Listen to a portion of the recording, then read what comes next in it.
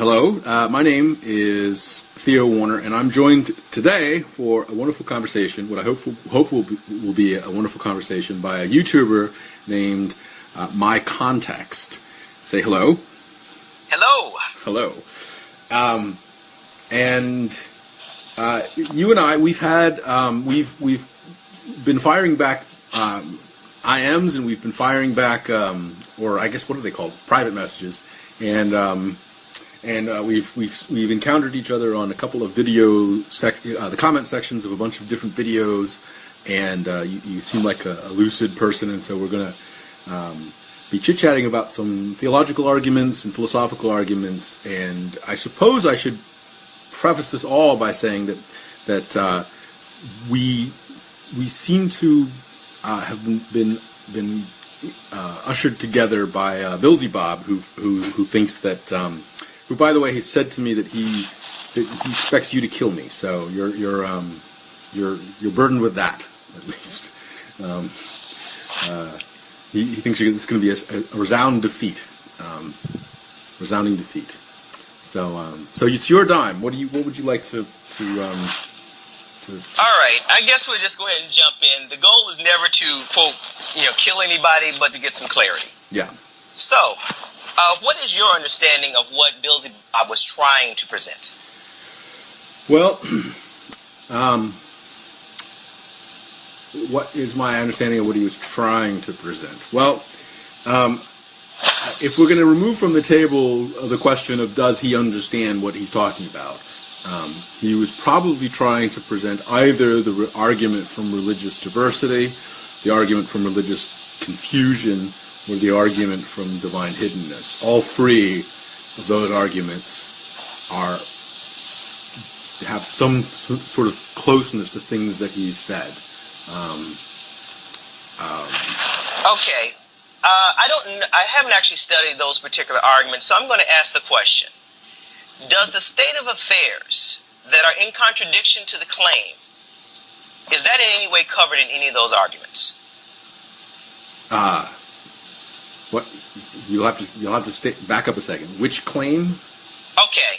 Well, I guess we have to define claims because there's an assumption of claims, but granted, we really do need to state what the claims are. Okay. So what is your claim with regard to a claim of a God? What is your notion? I have made no claim. Please present a claim, or do you lack a claim? I'm not making any claims at all. I have made no claims at all. Beelzebub has not. He had the opportunity for me to make some claims, and I have yet to make. Oh, that's my sorry, and I haven't really made any yet. So okay, then let's take some basic claims, because the issue with any and all discussions with regard to the claim of a God hinges on what is it that you're actually claiming, and quite frankly, the word has no meaning, since it has no actual reference point from my perspective. And from mine as well. From mine as well. It refers to the symbol is a symbol that is largely a broken symbol. Correct. Yeah. So when everyone is using the word, it amounts to a variable that everybody's just filling in something, which amounts to no one really knowing what they're talking about. Well, that's a characterization that's a little bit cynical and pejorative. It's not quite. I agree. It is cynical and pejorative. My question is it accurate? It tells. I mean, well, the characterization. Let's back up on the characterization, for example. Okay. Sure, there's this aspect where, because the symbol is broken, we have a certain inability to use the word with utter precision and clarity. That doesn't mean, however, that all attempts to use the word collapse into meaninglessness.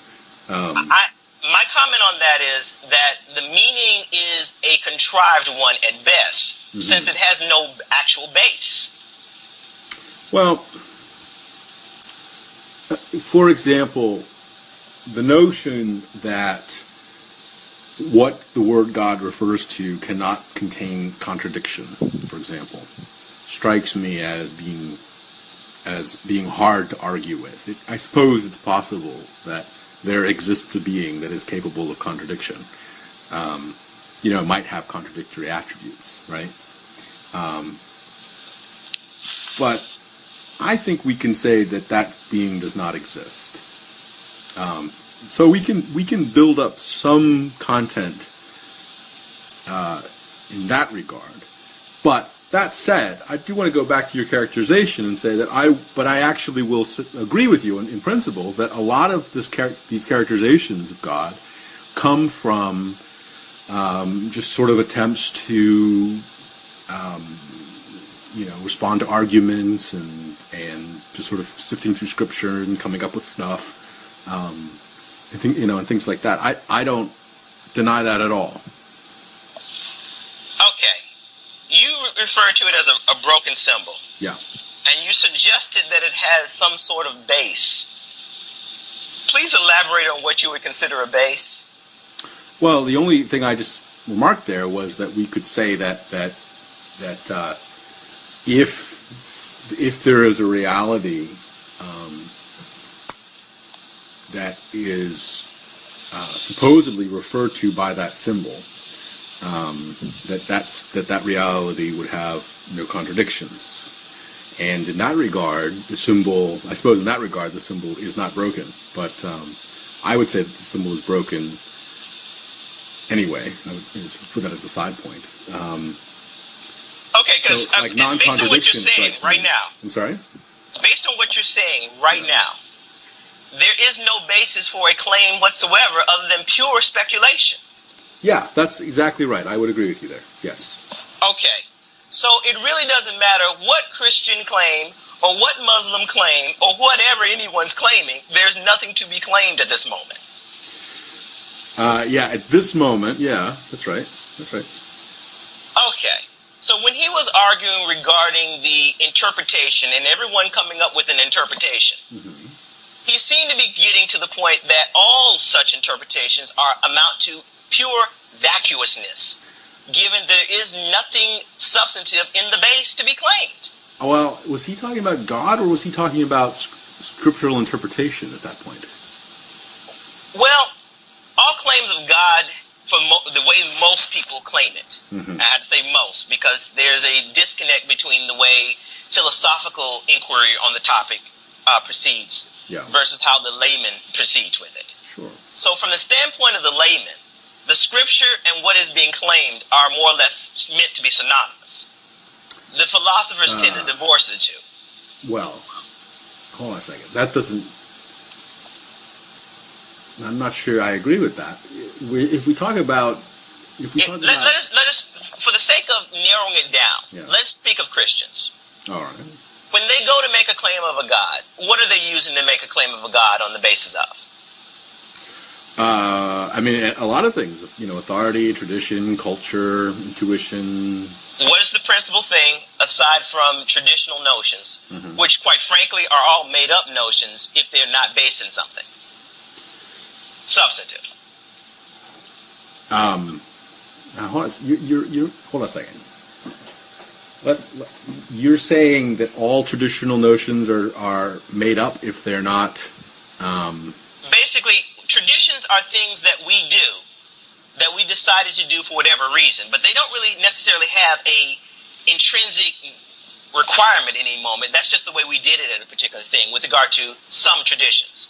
I grant there may be some basis as to why a particular thing was done at a particular point in time, which may no longer have any relevance whatsoever, yet people still do it. Sure.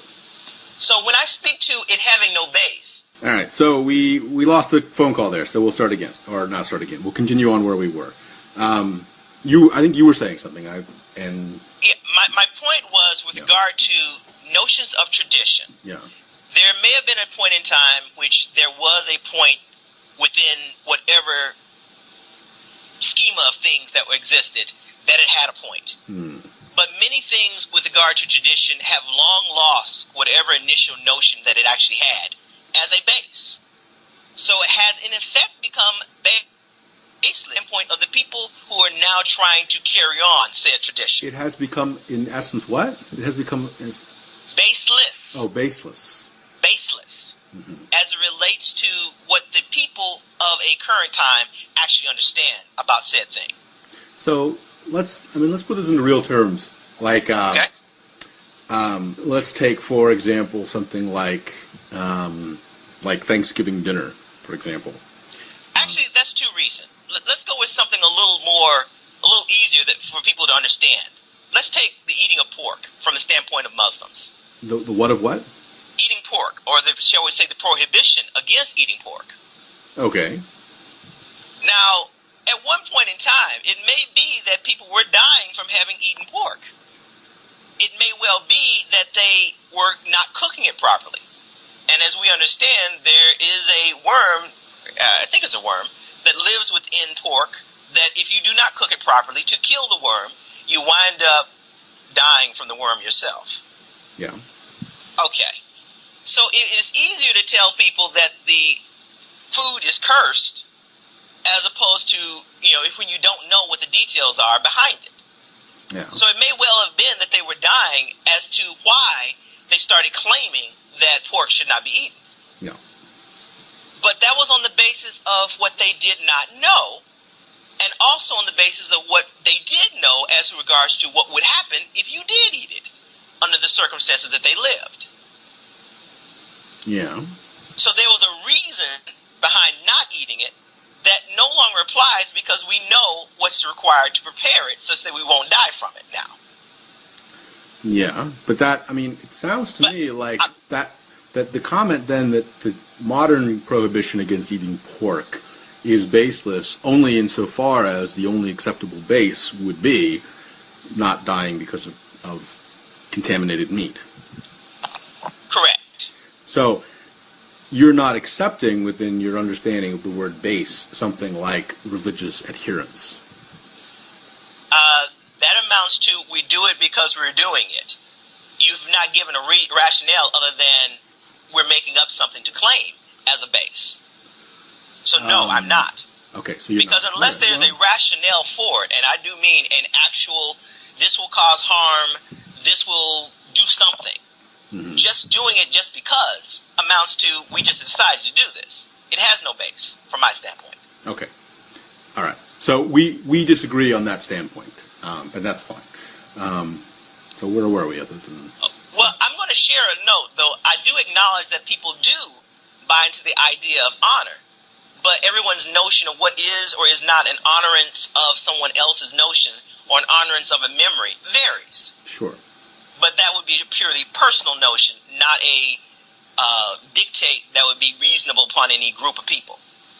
Again, you're moving the goalpost here into the word reasonable, which I would say... I'm going to say reasonable in the sense that unless it conforms to the individual's notion or a group notion as to a sense of personal stake in some fashion, mm-hmm. It doesn't amount to reason for most people. So if I were to say that we need to cut your arm off, it would not be reasonable to you to do so unless it meant your life if you didn't. It has to be some stake to you to make it rational. Yeah. And again, that's a perfectly acceptable understanding of what reason is, what makes reason, what becomes reasonable as you evaluate things in history and in the present. It's one that you can present before me and say, would you accept this? And I would say, I just don't think it explains very much. It doesn't really, it's not something I particularly inhabit when you say it that way. So we have a very fundamental difference on how we're going to evaluate these things. A very, very, very fundamental way of Give me your fundamentals in terms of evaluating reason. Well, you're asking an extraordinarily difficult philosophical question here. I'm actually, at this point, I'm not asking it from the standpoint of pure philosophy. I'm asking as you, as a person. I'm not sure that makes it easier to answer. It's intended to. Because typically we have things that we personally like or adhere to. Yeah. That are not necessarily reasonable or even philosophical, but it is the way we actually look at things.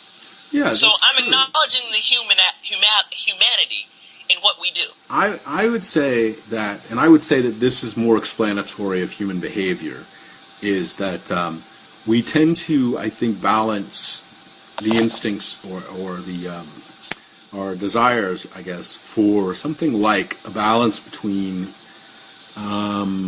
goodness, beauty, and truth is probably how we, if I were to try to articulate that philosophically, it would be something like beauty, goodness, and truth.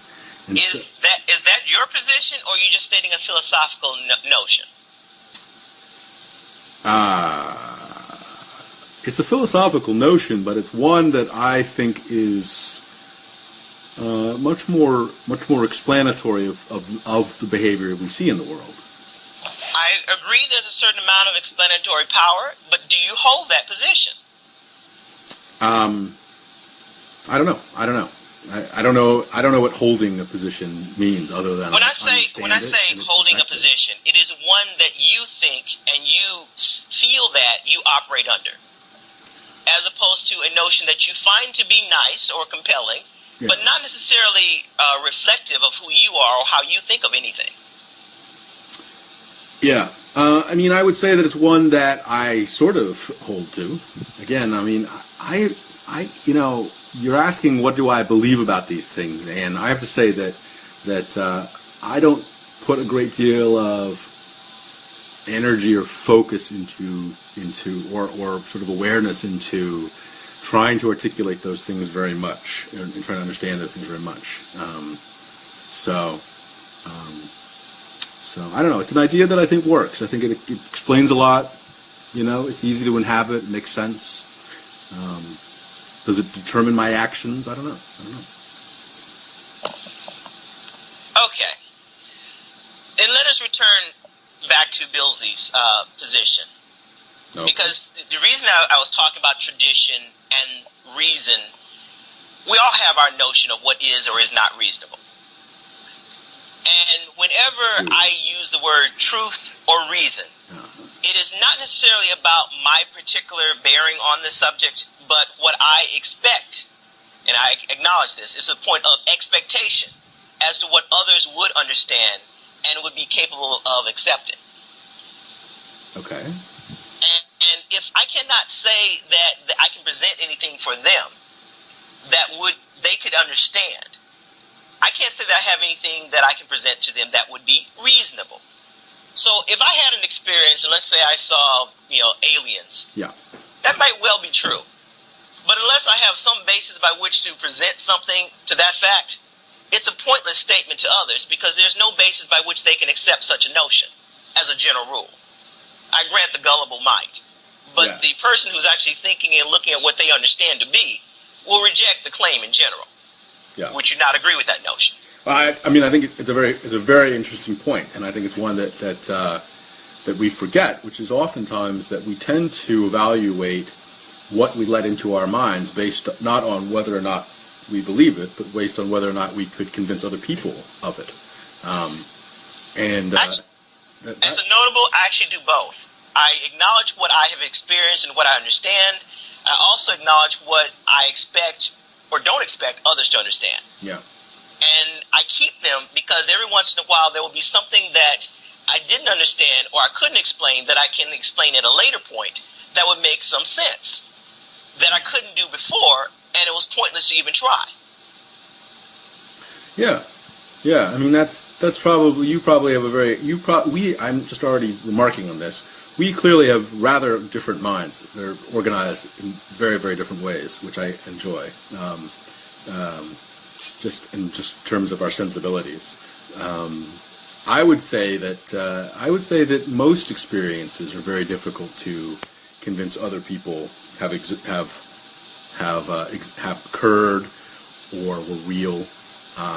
But they fall within the boundaries of what we would call ordinary experience, and so we tend to just defer to our sort of common humanity and common experience when talking about things.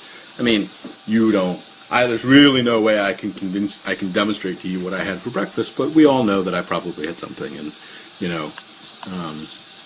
unless it's an ostrich egg, it's it's pretty believable. It wouldn't, and no one would be arguing about the mundane things. Yeah. But the moment we get to extraordinary things, then the question becomes whether it actually happened or have you lost your mind? Well, I'm saying it as an extreme to bring the point. Yeah, it's not whether it happened or if you lost your mind. I'm saying also, it as I'm acknowledging that it's not a true dichotomy. Yeah, and I'm acknowledging that these are extreme points, and there are many different points along the road between the two. Yeah, and then of course perspectives possible. But the real point isn't whether or not it happened or whether or not you've lost your mind, but whether or not it happened and you can talk about it in a way that makes sense to other people. Actually, given who we are, whether we have indeed lost our mind or faculties at some point, unfortunately, has to stay on the table. Oh no, I didn't mean to exclude that. I'm saying that the third thing that we have to think about when we talk about communicating extraordinary experiences is the unfortunate problem that most extraordinary experiences will defy our ability to talk about them. And I will go one step further on the extraordinary experiences. If a person could accept that they had an experience and could actually say, I had an experience, though I don't expect you to just accept my experience as true, but I did have it, and it may be worth exploring at some point, that would be great. Yeah, but the moment that a person takes their personal experience, whatever that may be, and declares it to be true, and proceeds to act as if everyone else should be compelled to such a notion, becomes a problem. I entirely agree with you, and a great deal of the animosity that I've earned from Christian theists over the years has been based on pointing that out. So I'm with you on that. By the way, I feel like we did miss this point I was saying, which is that so that we have an extraordinary experience. So somebody could say, I've had an extraordinary experience. They could say, I've had an extraordinary experience, but I don't think I can communicate it to you. They could say, I've had an extraordinary experience, but I could not have had that extraordinary experience as well. You know, they could hold this out and say, I simultaneously recall an extraordinary experience, and I simultaneously am aware of a theory that would say I might be crazy, and I'm in no position to comment on which is the case. And then I think that finally we have to say, I've had an extraordinary experience, but not only can I not communicate it to you, I can barely communicate it to myself, in words at least. You know, I can recall it, but I can't put language to it. Understood. Articulation becomes a nightmare. Yeah. But not just articulation in just sort of vocabulary sense, in terms of the real inability of language to handle certain kinds of experiences. I mean, falling in love is one of those experiences where no matter how much we talk about it, we seem always to not quite say it good enough, which is why phrases like ineffable or words can scarcely describe exist as, you know, as meaningful statements. You would think that they would be... No issue there. They would think that would be a signal that we're talking about nonsense, but yet we continue to say those things when talking about very ordinary experiences like falling in love or I don't know, whatever. So, all right, so we seem to be making some progress here. All right, so we've got some experiences out there. Uh-oh, have we lost the call again?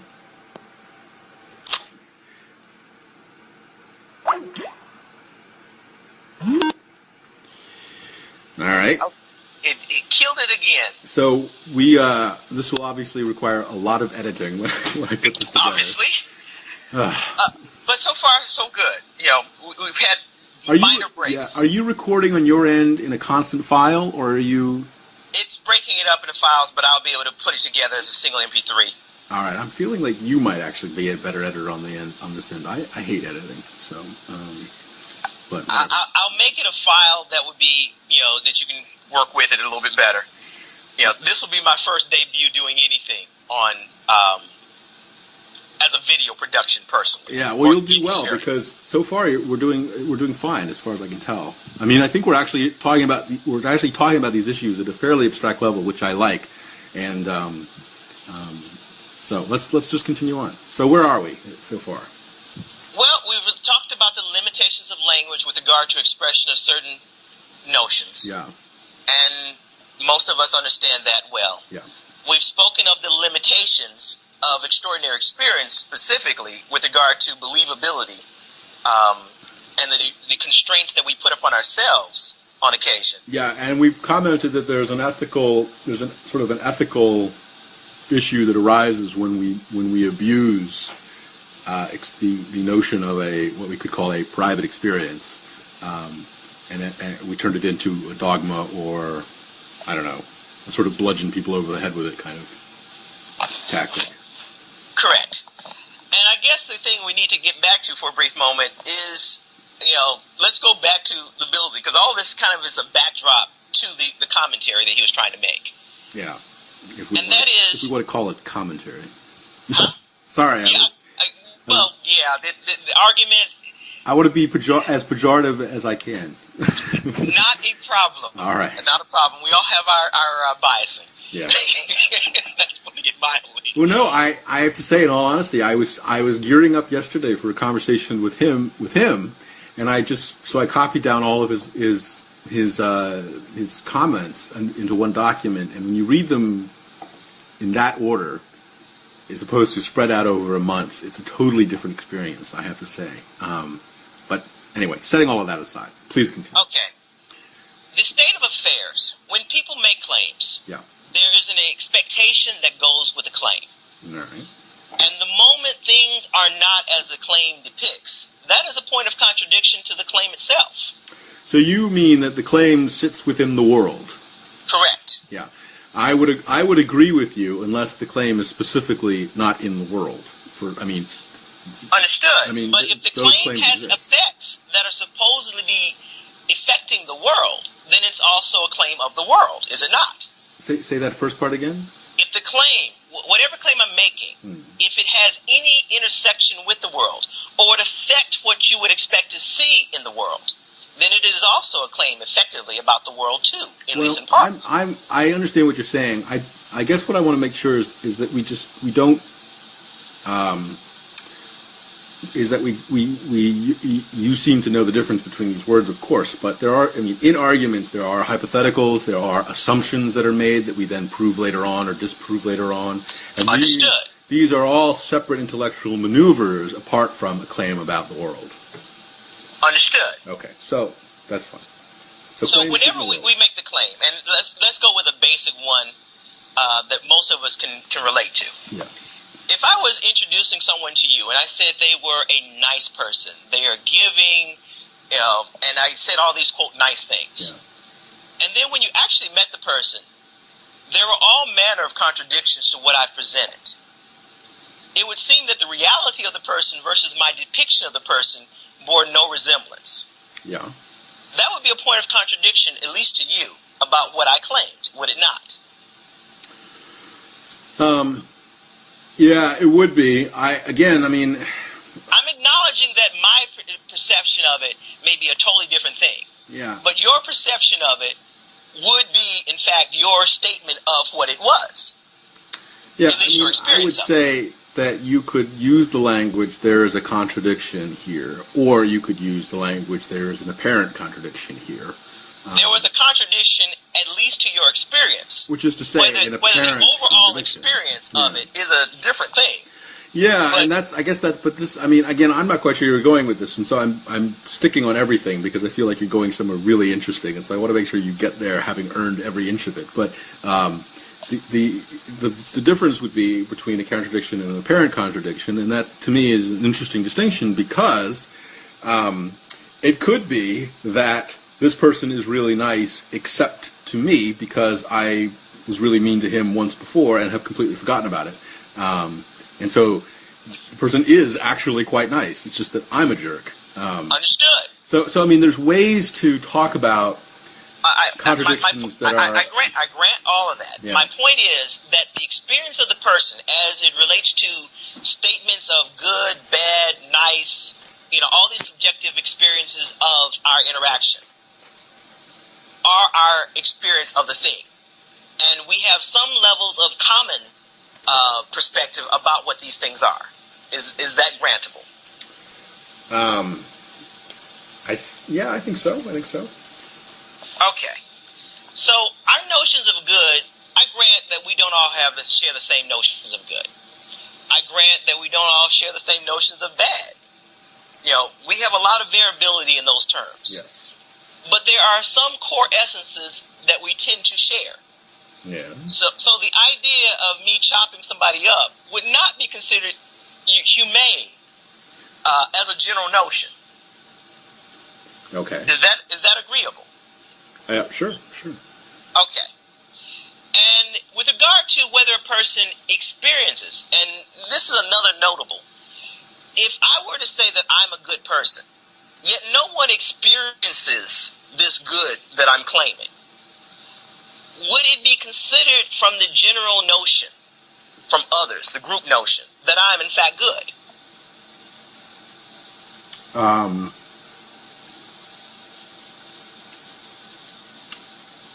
I think that what I would say there is that when you say I am good, what you mean is I behave good in a good way, goodly.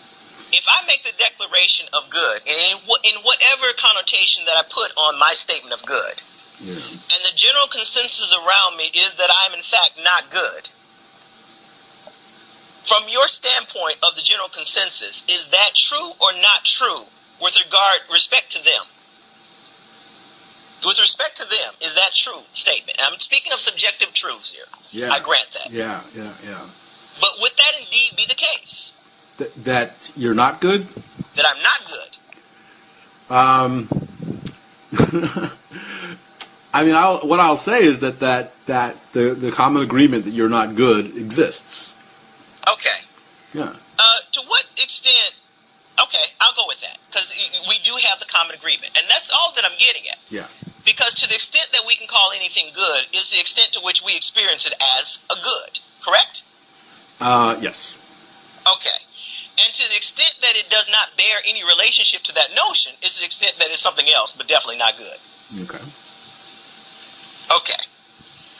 And if we extend this out to, claims of God or claims of anybody, for that matter, that knowledge or expectation of what should or should not be is ever present, either as a group notion or a singular notion, but it is ever present. All right. So when I say, based upon the language, and at this moment I'm speaking specifically of biblical language, that there is a certain amount of expectations based upon the language, it has everything to do with the way the people understand and experience said language. Okay. Okay. Now, we have the claim, and let's go with the generic claim of an all-knowing, all-powerful entity. All right. That wants belief in it. Okay? That's a basic depiction of something that has, let's say, unlimited power, has enough knowledge to carry out whatever, because it knows absolutely everything. Yeah. It has a desire to achieve a particular thing. Yeah. And one would think that if it has all the power in the world to do so, and all the knowledge that's necessary to do so, then there would not be the state of affairs that we have, given that statement. Yep. Okay, at the very minimum, there should be no retarded people, because that would preclude that statement from actually being possible. Yep. Okay. Now, I have to say that there's nothing.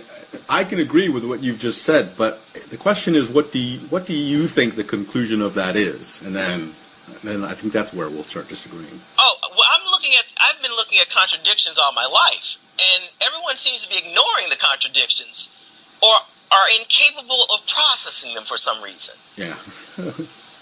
Okay. And those are the things that kind of rub me wrong, because either there's some kind of mental defect occurring, or somebody's lying at times. That's my experience. Okay. Whether it's true that they're lying or incapable of processing it or whatever, I don't know. Yeah. But I'm telling you, it is an experience that people are lying regularly to prop up a notion.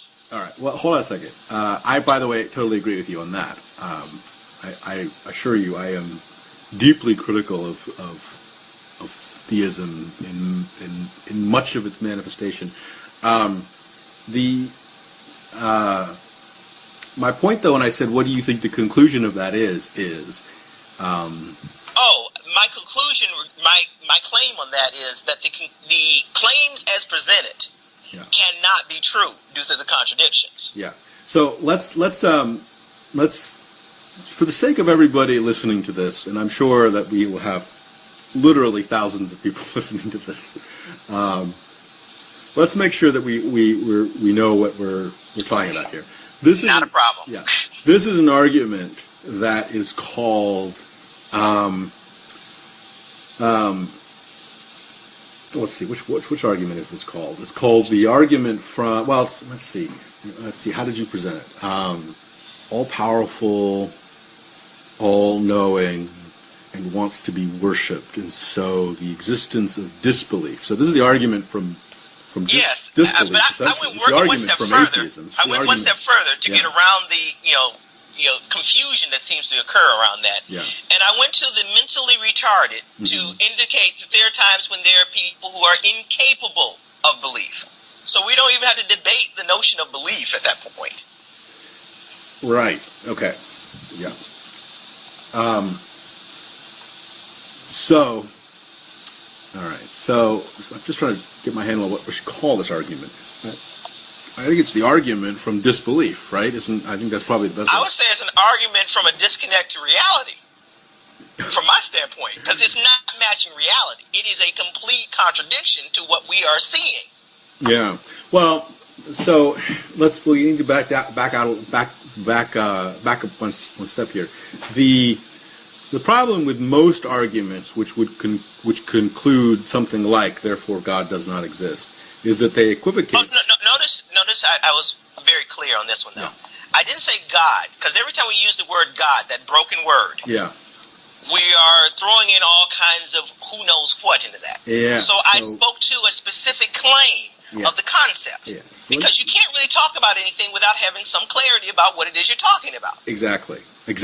Now but you say that in positive terms. I think that's a criticism that can be returned to whoever just made this argument, which is specifically that really what's happened here is not an argument about God per se, whether that refers to anything or not.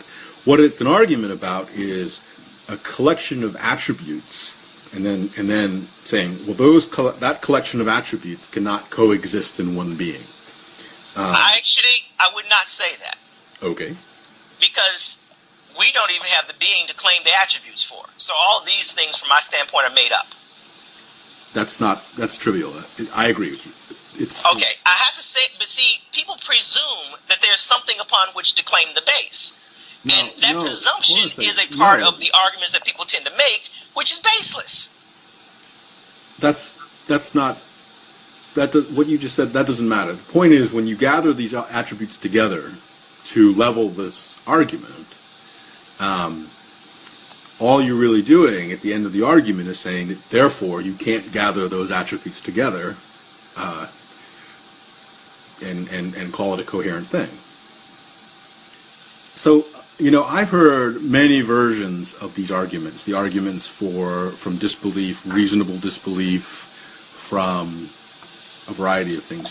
And what they basically do is they say, if we gather together certain attributes, can we produce a contradiction, or at least something that's so contentious with what we would assume about the world that we can reject that collection of attributes outright.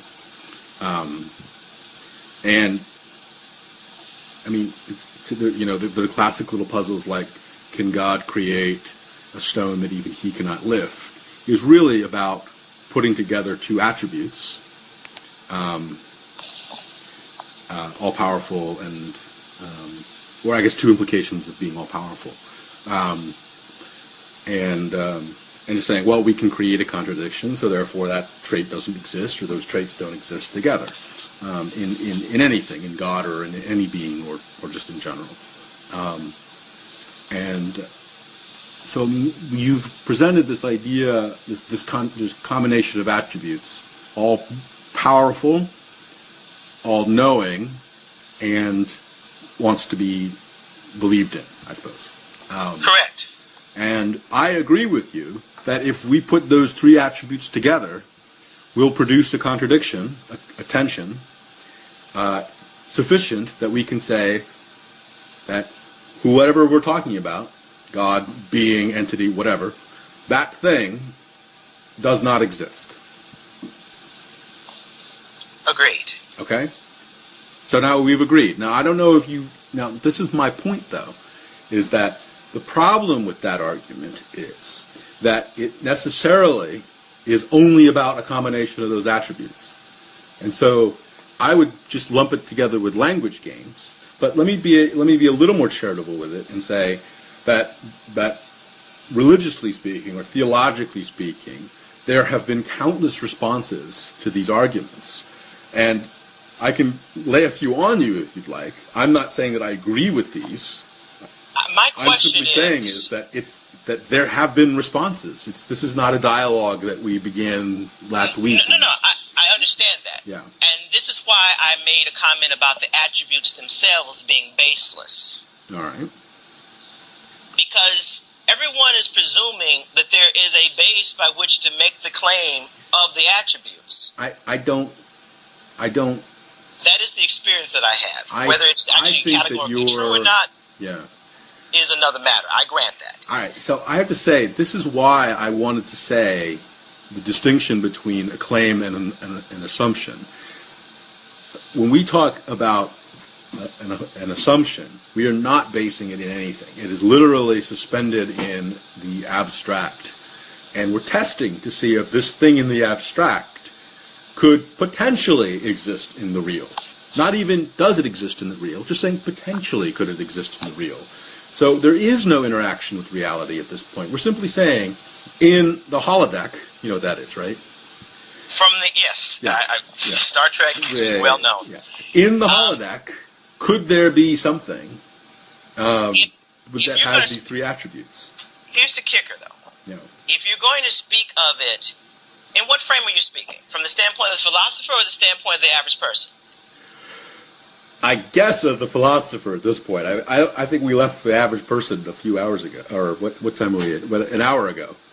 Okay, because if you're going to speak of the philosopher, I would dare say that they have long left the land of belief a long time ago. Well, that's what they're doing. Is that we're speaking in pure abstraction. We're saying in abstraction could these things exist. In abstraction, we can play games until we get something that is plausible. And this is the issue, right? If we can do that, if we can talk about a plausible God, and the problem is that it's actually so easy to do, is to come up with a plausible God.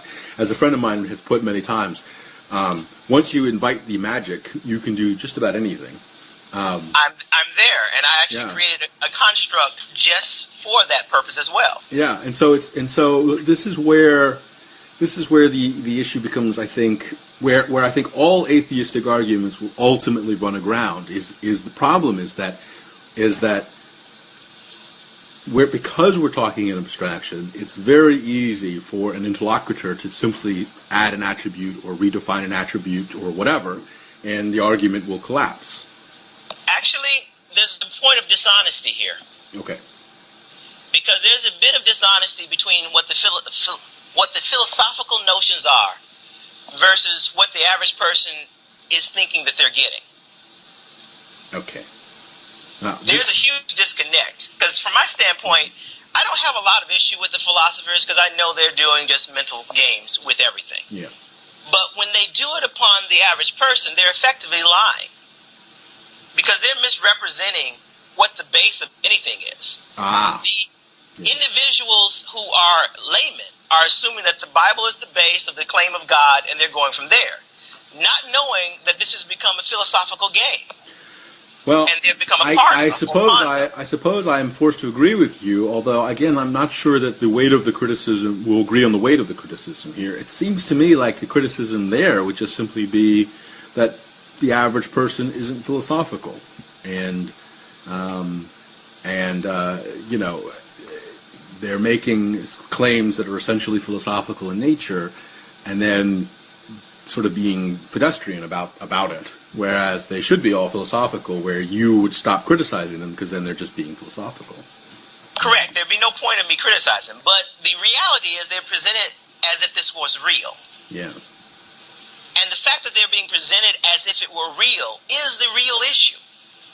Because there would be no other issue there would be no one going on about we should do anything literally if they understood that this is just talk. Yeah, and that is I have to say, I think that is a wholly different criticism, utterly. I mean, it's not really connected to the specific criticism of the argument from disbelief or the argument, you know, all of those arguments. At this moment, there's no need. Yeah. We can talk about the validity or invalidity of any given argument, whether it has merits or no merits, whether it's even possible, not possible, that's fine. Right. But the moment we declare any one of these arguments as if it were true, well, we've just destroyed a lot of people in that process. Because we haven't clarified the fact that this is all abstraction and we're playing games. Yeah. With possibilities. Yeah. Yeah, I agree with you. I don't disagree. Yeah. Yeah. So this is the issue that I'm having. And I'm going to devote a bit of time.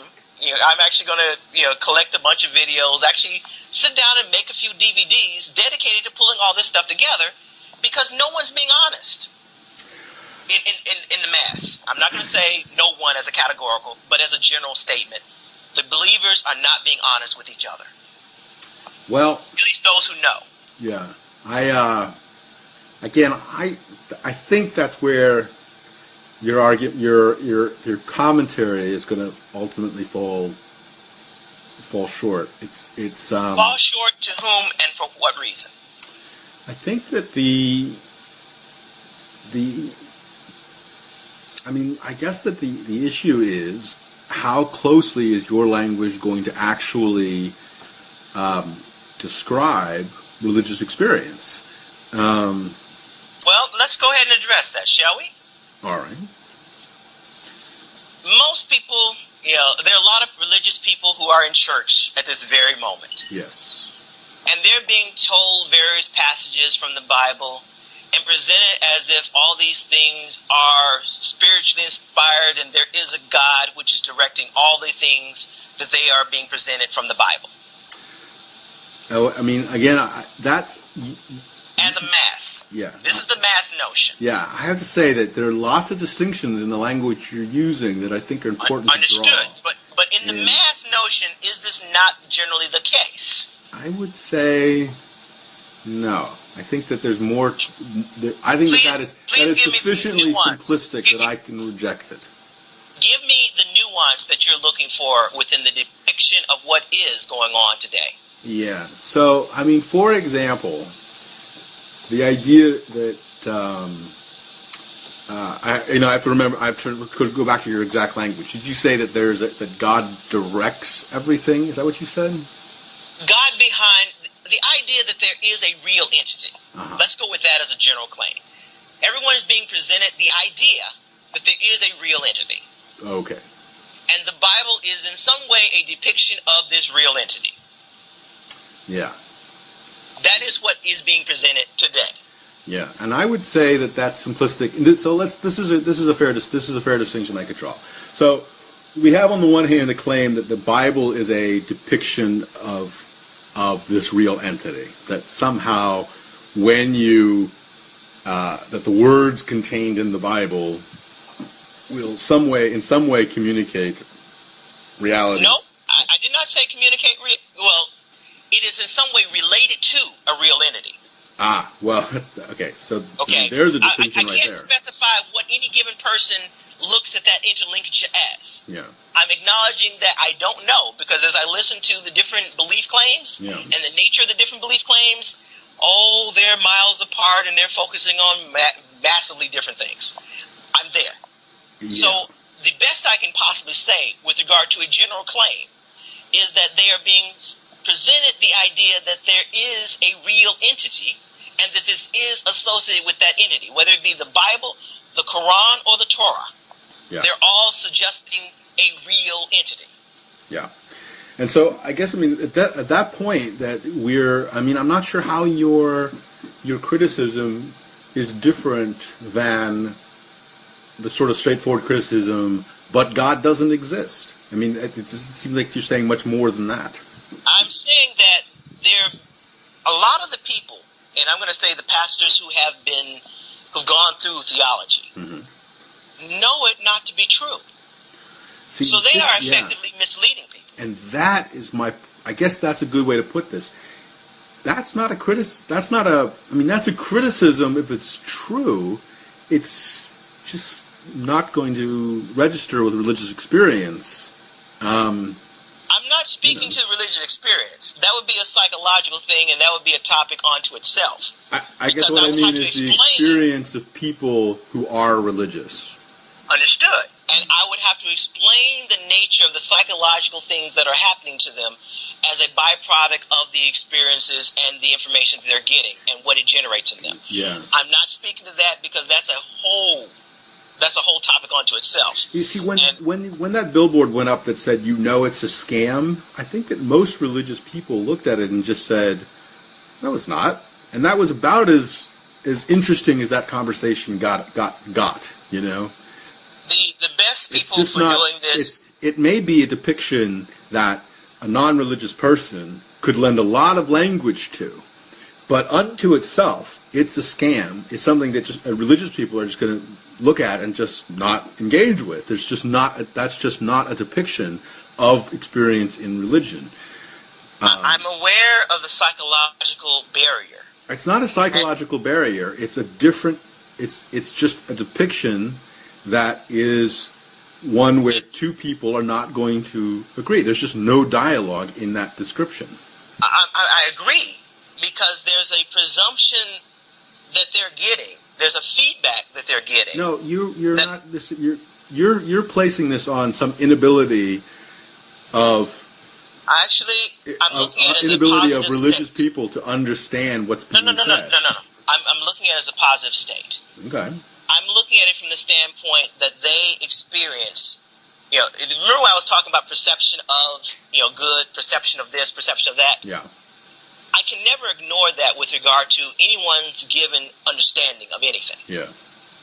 So from the standpoint of religious experience, they're experiencing a good. They're experiencing things that support the notions that they are being presented in some fashion. Whether it be confirmation bias or any number of other factors, it doesn't really matter what they are at this moment, because the reality for them is that they are experiencing this. And one cannot ignore experience in general. And I've got to just ask, it also could be, could it not, that, in a logical sense, it could also be that their experiences really are supernatural. I have a hard time suggesting such a notion is even plausible. Okay. So let's shift this to a real conversation then, about something a little more interesting. Not interesting, I guess that's the wrong word. Something a little more where we could debate a little bit, I guess, because it seems like the point we're making here is just about characterization of how you might structure this dialogue. But I think that there's actually going to be a real disagreement here when we say, when we talk about something like religious experience. Hold on. There's a major difference in terms of presentation. If I was trying to convince, and I do mean literally, trying to convince a believer that their beliefs were not true, I would have to take any individual believer and understand what is it that they're claiming. So there is no statement in general that I can make to most, because there is no commonality of why they believe. Yeah, that may be. that may be. Yeah. So the people that I actually do speak to, the first question is, what is it that you're claiming? Yeah. Because for some, it's simply an emotional thing, and it has no meaning beyond that, and there is nothing to be said on that. Yeah. For others, they're under, they've been given a bag of facts that are just not true. Right, and that's where we come back to just a collection of attributes that creates a contradiction. I think that strong atheism is tenable, though. I think that you could say that there is a way to articulate the non-existence of God that never asks the question, what do you believe? It just simply lays out,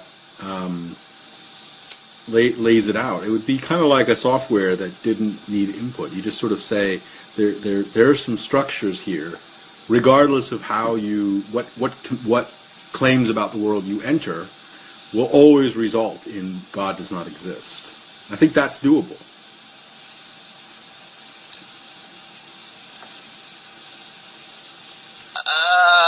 I would like to think so, but as I look at it from a philosophical standpoint,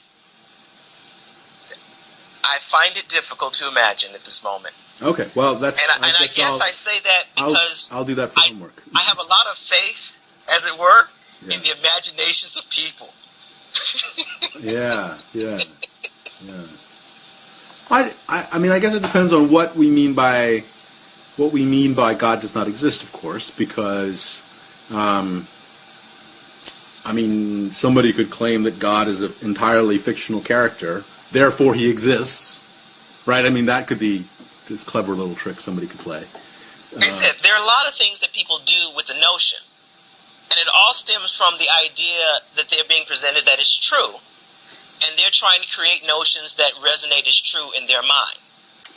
Right. I agree with you. I mean, a great deal of what we call theology is sorting out what therefore must be true if God exists. I agree. Yeah.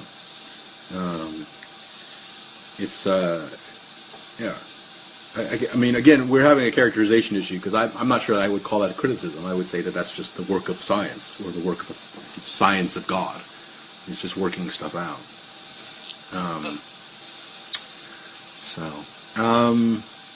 Well, we touched ever so briefly on the supernatural, and you said you couldn't imagine that, or something like that. No, I have no basis to make any claims or notion about that concept. It has no validity from my standpoint. It's funny, because I would say so, too. I think that the distinction between the natural and the supernatural is largely artificial. So, I guess that didn't go anywhere, did it?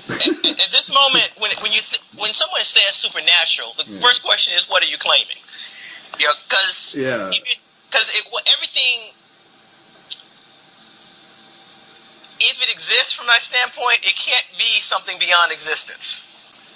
Well, and that depends on what we mean by natural. Now, one way to get into this is to replace the word natural with some claim about things. Like, one way to argue is that the natural is governed by laws, and the supernatural is not. Actually, if you're going to claim that anything, unless there's such a thing as a true random, anything that has a structure of any sort has a set of rules associated with it. Yeah, and that's why philosophically we have to say, then, does something like free will require the supernatural, or is it actually an extension of the natural? And I would disagree with the idea that free will actually exists. Which is to say that we would call free will an extension of the natural. No. I'm saying that everything is deterministic. I'm not saying that there is free will. I'm rejecting the claim of free will. That's what it means to say that free will is an extension of the natural. It's simply governed by laws. Is what that would. Okay, so so when you say free will, I got you. Strange notion for when you say free will, what does that mean to you?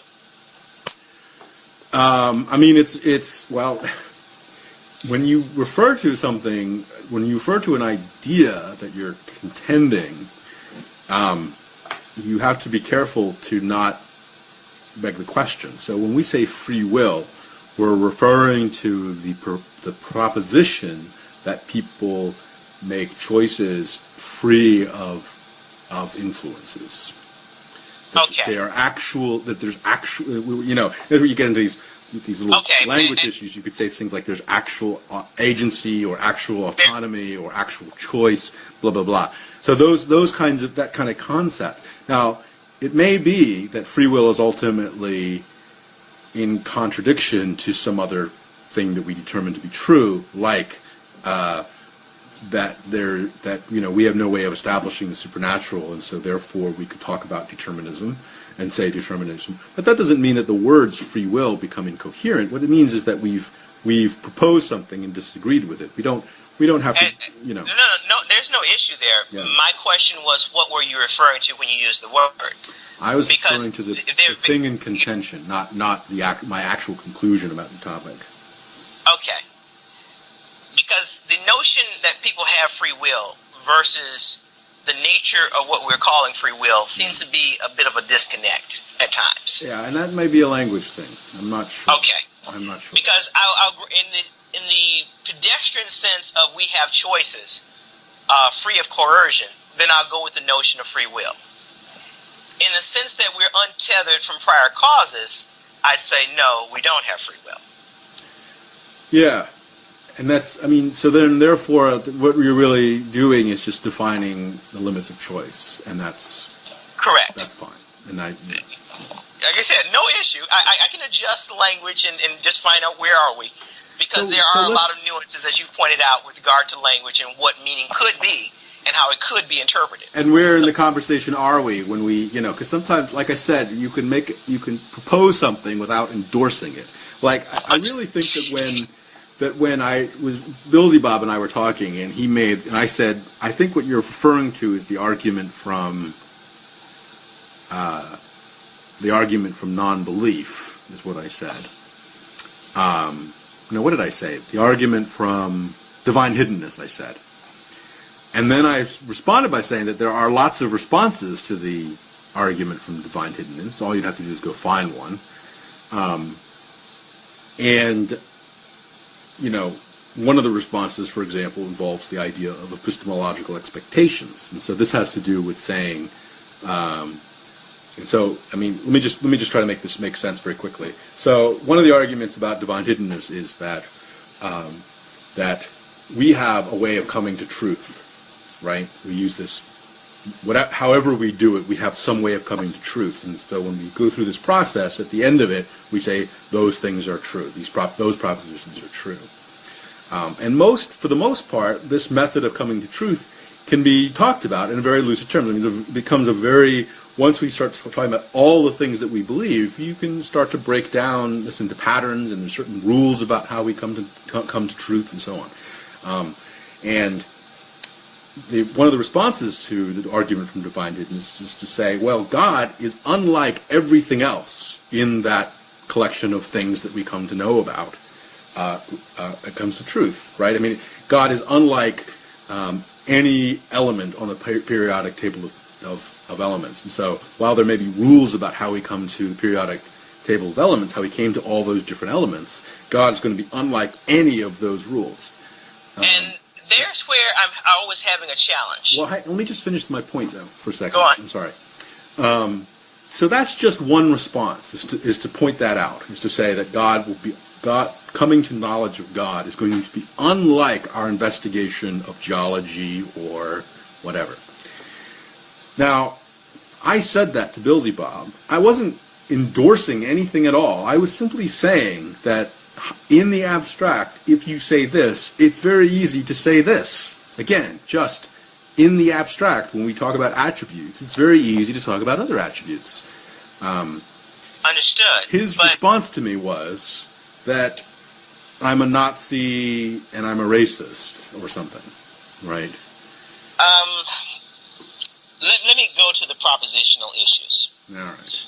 The word God, every time it's used, is a problematic word.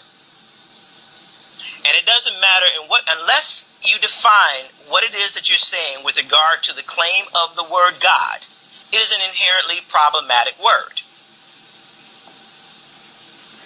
The moment you say any attributes of what? Based on what? How are you claiming that these are valid attributes? How did you come by this? Yeah. Well, those are questions for Beelzebub, not me, in that case. Well, actually, because I'm not the one who... Beelzebub's base for making his claims was in reference to Christians. And given the base, presumed base, that the Bible is generally presented to most people, the base of whatever it says is the thing that would be claimed for the word God. And whatever one would infer based upon reading the Bible as it depicts the notion of God, and I grant it's all interpretive, whatever interpretation you come up with. Yeah, but this is an historical question. I mean, that notion that Christians on the whole would say that God is attribute A, B, and C is an historical question. I mean, that's a question you would actually have to go out and discover if it's true. At all times, I'm convinced, in fact, that as a question. I mean, this is a question of popularity, essentially. It's to me that's not very interesting at all. Actually, the state of reality says something really disturbing. All right. As he was pointing out, how many different, and many people have made this comment, how many different versions of Christianity are there? Many. Okay.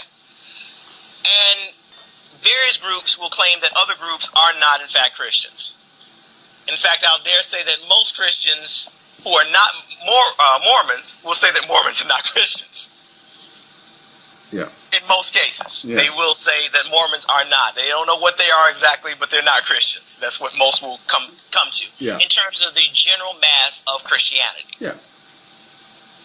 Having said that, it begs the question as, what is the definition and base of what is Christian? Yeah, I don't...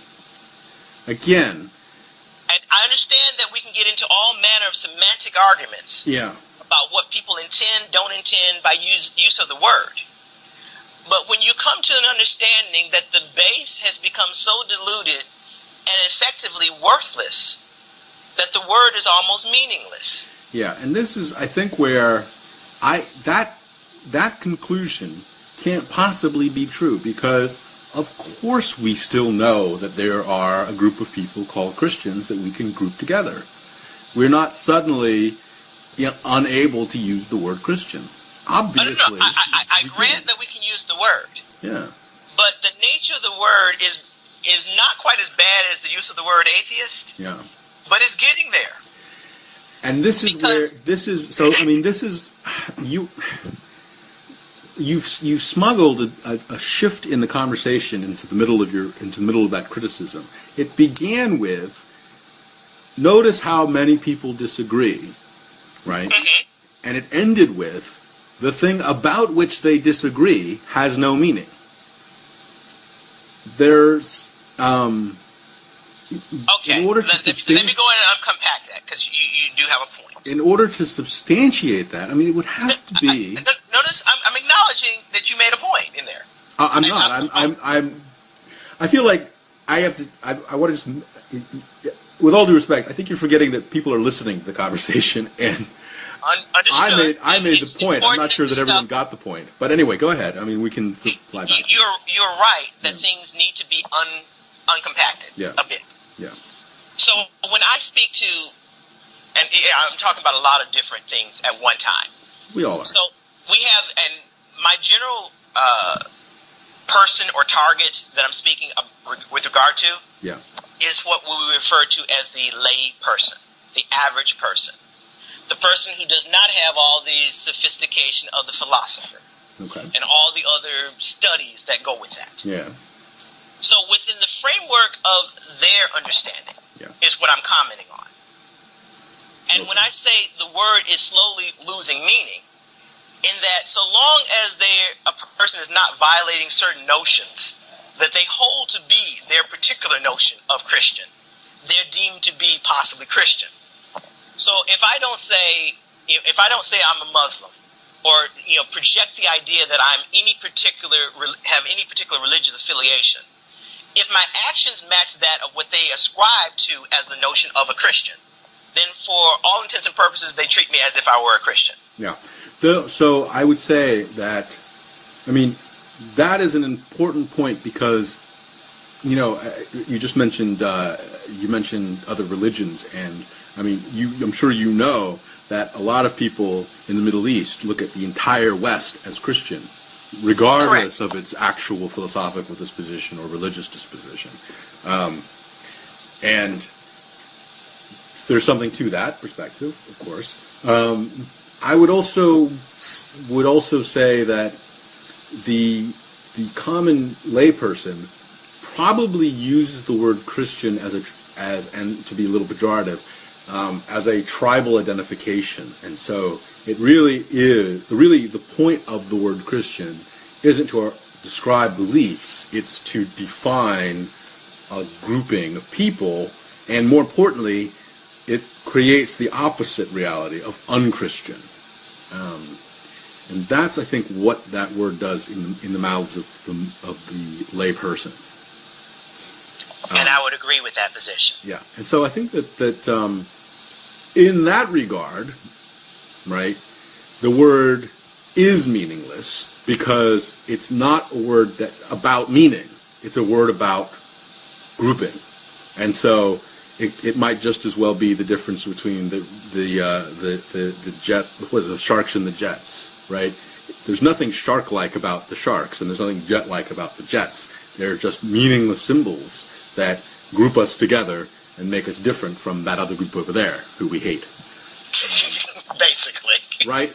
So in that regard, the word is utterly devoid of meaning. But let's remember that the word has another existence altogether, which has nothing to do with grouping people together or not grouping people together. It's about whether, it's about the actual beliefs that go into this. And in this regard, I have to say that it becomes fairly easy to say that the word Christian clearly refers to a set of beliefs. There's obviously disagreement about those beliefs, and the nuances there become infinite, and that's why we have 38,000 denominations of blah blah blah, and that's why we fight wars. Inter-Christian wars happen all the time, and that's why it's almost impossible to say that any one belief within Christianity is actually universal. But it's still fairly easy to group them all together and say, yeah, but they also have a great deal in common, and we can talk about them. In the same regard, there's a lot of different articulations of what it means to be an American, but we can clearly say that there's some zeitgeist of Americanism, and that's understood. That's not hard to do. But the underlying issue, quietly, that is not being spoken of, is the nature of the base that's being claimed. Yeah. For that definition. That just takes us back to, but God doesn't exist. Understood. Yeah. But here's the weird thing. When you start talking about things as if it were, it creates the idea that it is. That's true. And that's the hypothetical versus abstract versus actual problem. You're right. That happens in language all the time. Okay, and the use of the term suggests something real. What? In the way that most people consider the term. What term? Pick any belief affiliation. In the case of believers in general, they get a nice, warm, fuzzy group feeling of the idea of God being reaffirmed by any claim of a religion. So any claim. So any claim of religion in general reaffirms the idea that there is indeed a God. We just disagree about the nature of said thing. No, okay. I'm not quite sure what you're saying there. Basically, if I say I'm a Muslim versus my saying that I'm a Christian, and if the other person is a Christian or Muslim, it doesn't really matter at that moment if we have what we'll call a civil interaction, because we both believe in God. But things would change if I am an atheist in some notions versus a Christian or Muslim. So if it was a Muslim and a Christian, and I came as an atheist, they'll become one in the notion of God against me. Okay, as a group now, identification. if I may then, though, let's, in a slightly smaller scale... excuse me. Yeah. That's a stretched depiction. Right, It's so not let me try to put it in a smaller scale. If there were... Did you ever see the skit that, God, I can't think of the comedian, the Daily Show comedian, and I was just Jon thinking of Stewart, that. and... Yeah, it's really funny you said that. I was just thinking about that. It was the, in fact, as you said it, I was wondering if I could find a way to work that in. It was Stephen versus Stephen. Yes. Even Stephen, and it was the Muslim and the Catholic were talking about all their many differences, but they discovered that they both have a deep loathing for Jews, and so they came together in peace. Exactly. They were united in their anti-Semitism. Exactly. Yeah, right. And I realized But hold on a second. I have to say that I think that that's the first usage of the word Christian, which is about tribalism.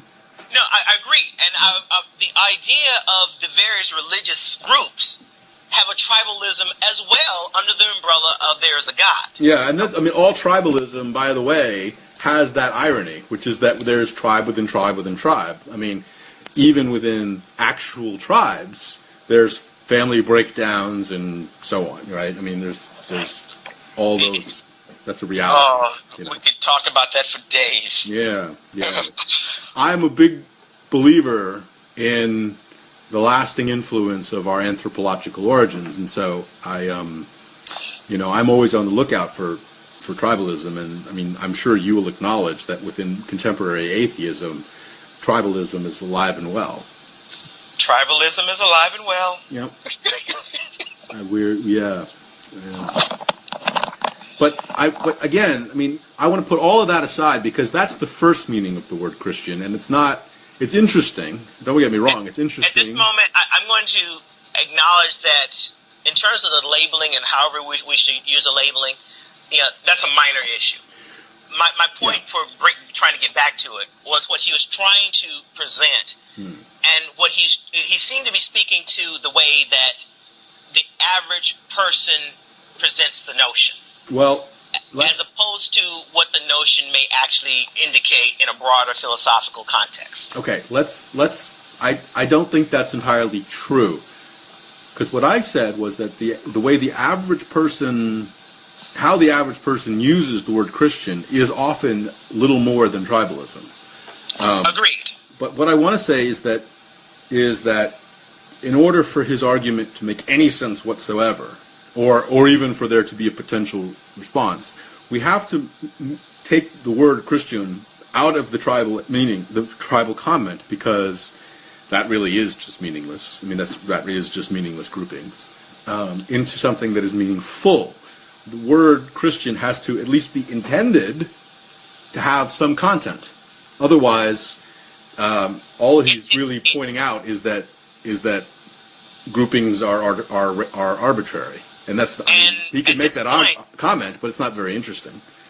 True, it's not interesting, but it is the case, and that's the. But it doesn't allow him to be an atheist, because we've just said that atheism is as tribal. It just means that that's just another group. So this has to be about truth, right? I mean, there has to be some aspect of tracking to truth. Otherwise, we're really not talking about anything. In the way that the word is used. Yeah. There's an assumption of a truth behind the word. If that's what we're saying. I mean, let's just agree. Is that what we're saying? We're talking about some aspect of truth claiming, of that the word has content. Every word, whenever we use any word, there is some expectation of a meaning to be associated with the word, or something that we could derive from the use of the word. Well, again, if that's what we're saying, I think that's what we're agreeing that now. We're moving our dialogue. We're agreeing to that. Okay, so we're moving our dialogue into the words have meaning. Okay, so that's... The words have meaning. Yeah. And given that the word is expected to have, and I use that word rather loosely, expected to have a meaning. Yeah. And when it's faced with the reality that there are many possible meanings that can be substituted in, and no one is objecting, it seems, other than a pejorative meaning, then the meaning becomes really questionable. Now that's where we disagree. So let's figure out why we disagree on this. I'm going to go ahead and say some presumptions in there, because there are lots of them. Yeah. And it's a perspective thing. Yeah. When I'm having an engagement and I'm trying to get, shall we say, to the bottom of a thing, I'm going for review of truth claims, and I'm not really going for the subjective notions at that moment. Okay, and I will stand with you that we're not gonna really talk about this sort of wide category that all things are have a different experience to the individual. No. I'm not that concerned about the qualia of God. No.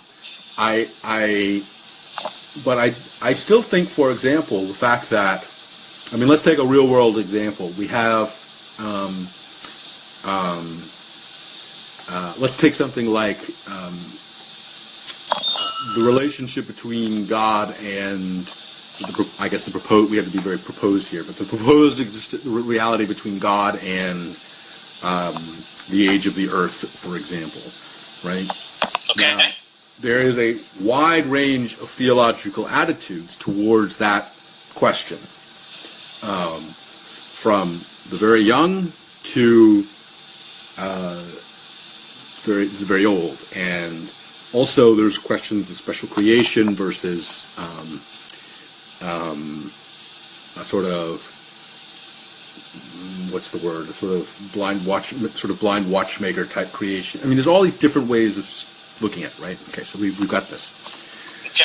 I think that all of those perspectives, though, are more or less grouped together under the heading of God the Creator, right?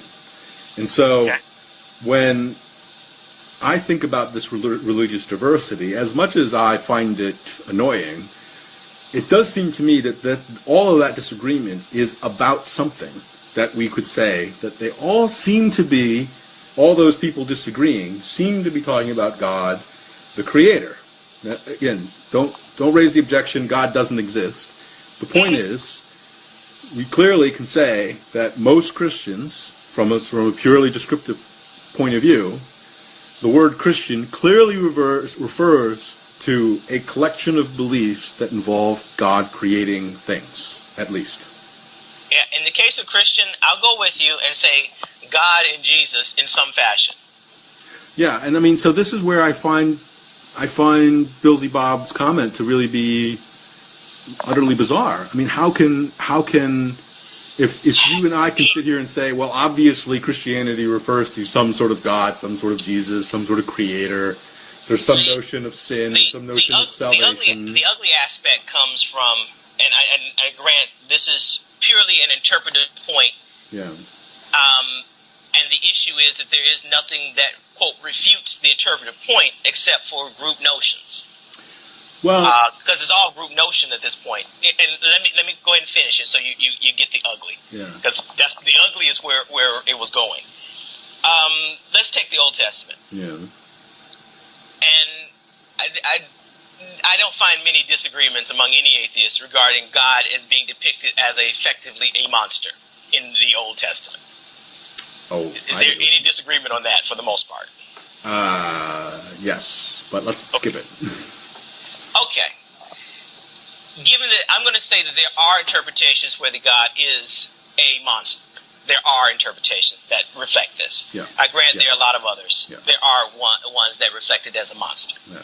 So given that we have a monster being presented, you can make the interpretation that it's about the monster. Now, I grant you that this is not the position that most Christians take because they don't see it as a monster. Yeah. Because the idea of it being a monster is an interpretive point. Yes. And how you take any particular scriptural reference and rationalizes it, determines whether or not you will take it as monstrous or appropriate from a divine sense of some whatever. You know, it has the right to do whatever is what I normally hear. Now, I created a video that attempted to point out the problem in what you've done here.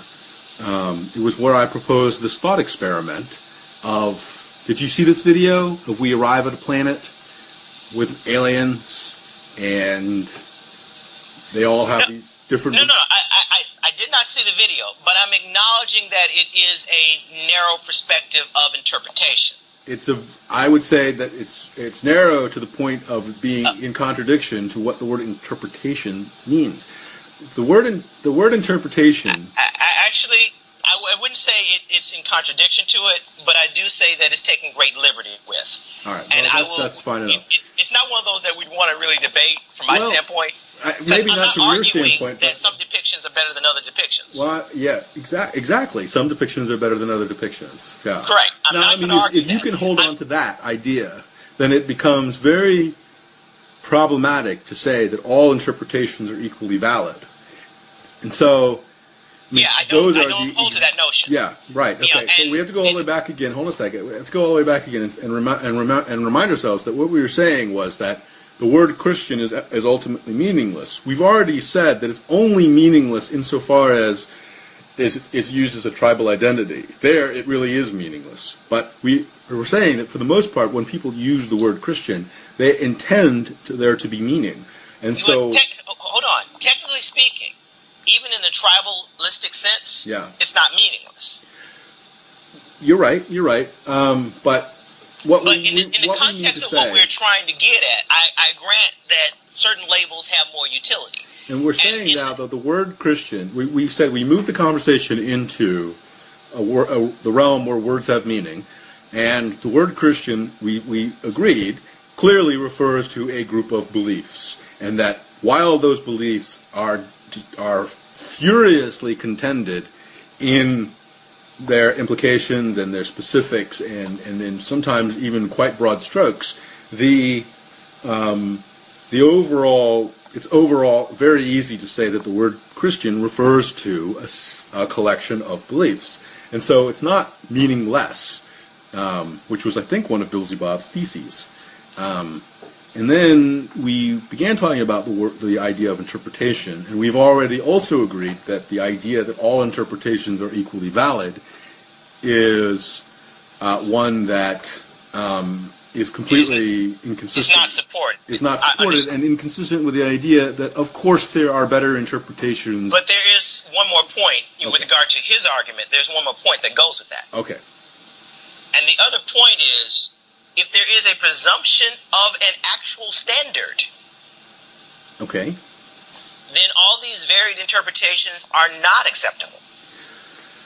Now, I'm not sure that that's different than saying, I think I'm right. If you're going to claim an authority sets a standard, and we're going to go for this notion of absolutism that's implied in this notion. Yes. And that, just follow me for a second. Yeah. When a Christian claims that there is a absolute moral value, and they're going with the idea that there is a absolute lawgiver, and they're specifying God to be this absolute lawgiver as to how things should be, that also suggests that there is no variation from what's being presented. There's no variation? No variation to be accepted beyond whatever is the depiction that's being claimed. Yeah. Now, I grant you, there's nowhere near a case, nowhere is there any way that I can even see that is achievable, given the conflicting claims that they make. Yeah, and I'm not sure. I think you may have just done this thing that I tried to talk about in this one video, which is where you've accidentally endorsed a position that you don't mean to endorse. And I think... Well, let me see if I done that or not. Let me see if I can finish it so we can see.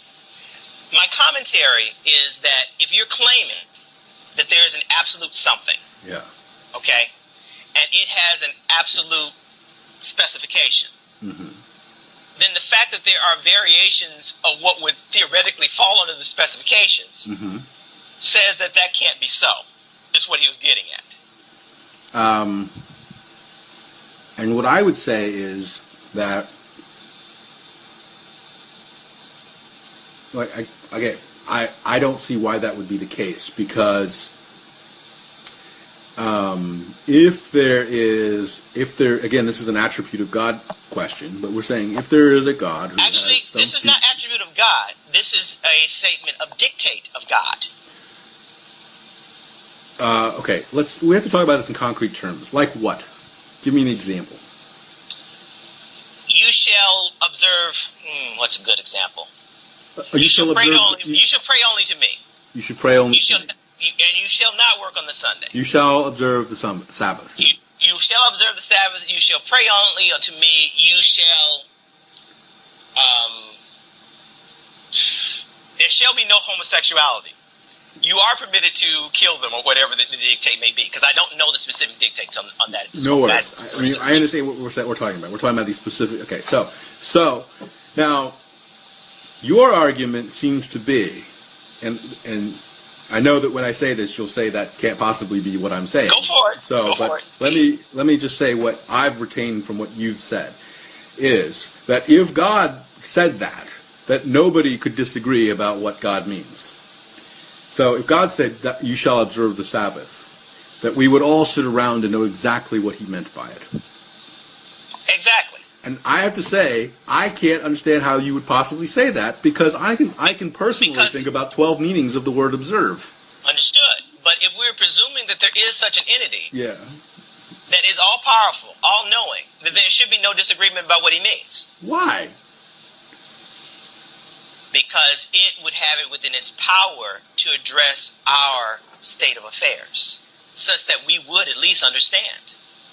So, I have to say, I just don't follow that. It seems like you've invented a meaning of the word all-powerful that somehow translates into speaking in a language that is defiant of all the laws of language. Actually, there's an expectation with the idea that is not met. And I grant you that the expectation may in fact be wrong. But obviously, there is no agreement.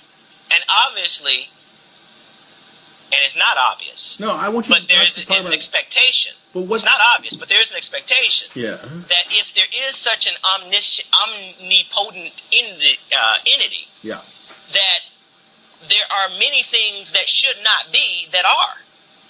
But let's not talk about what should be and isn't.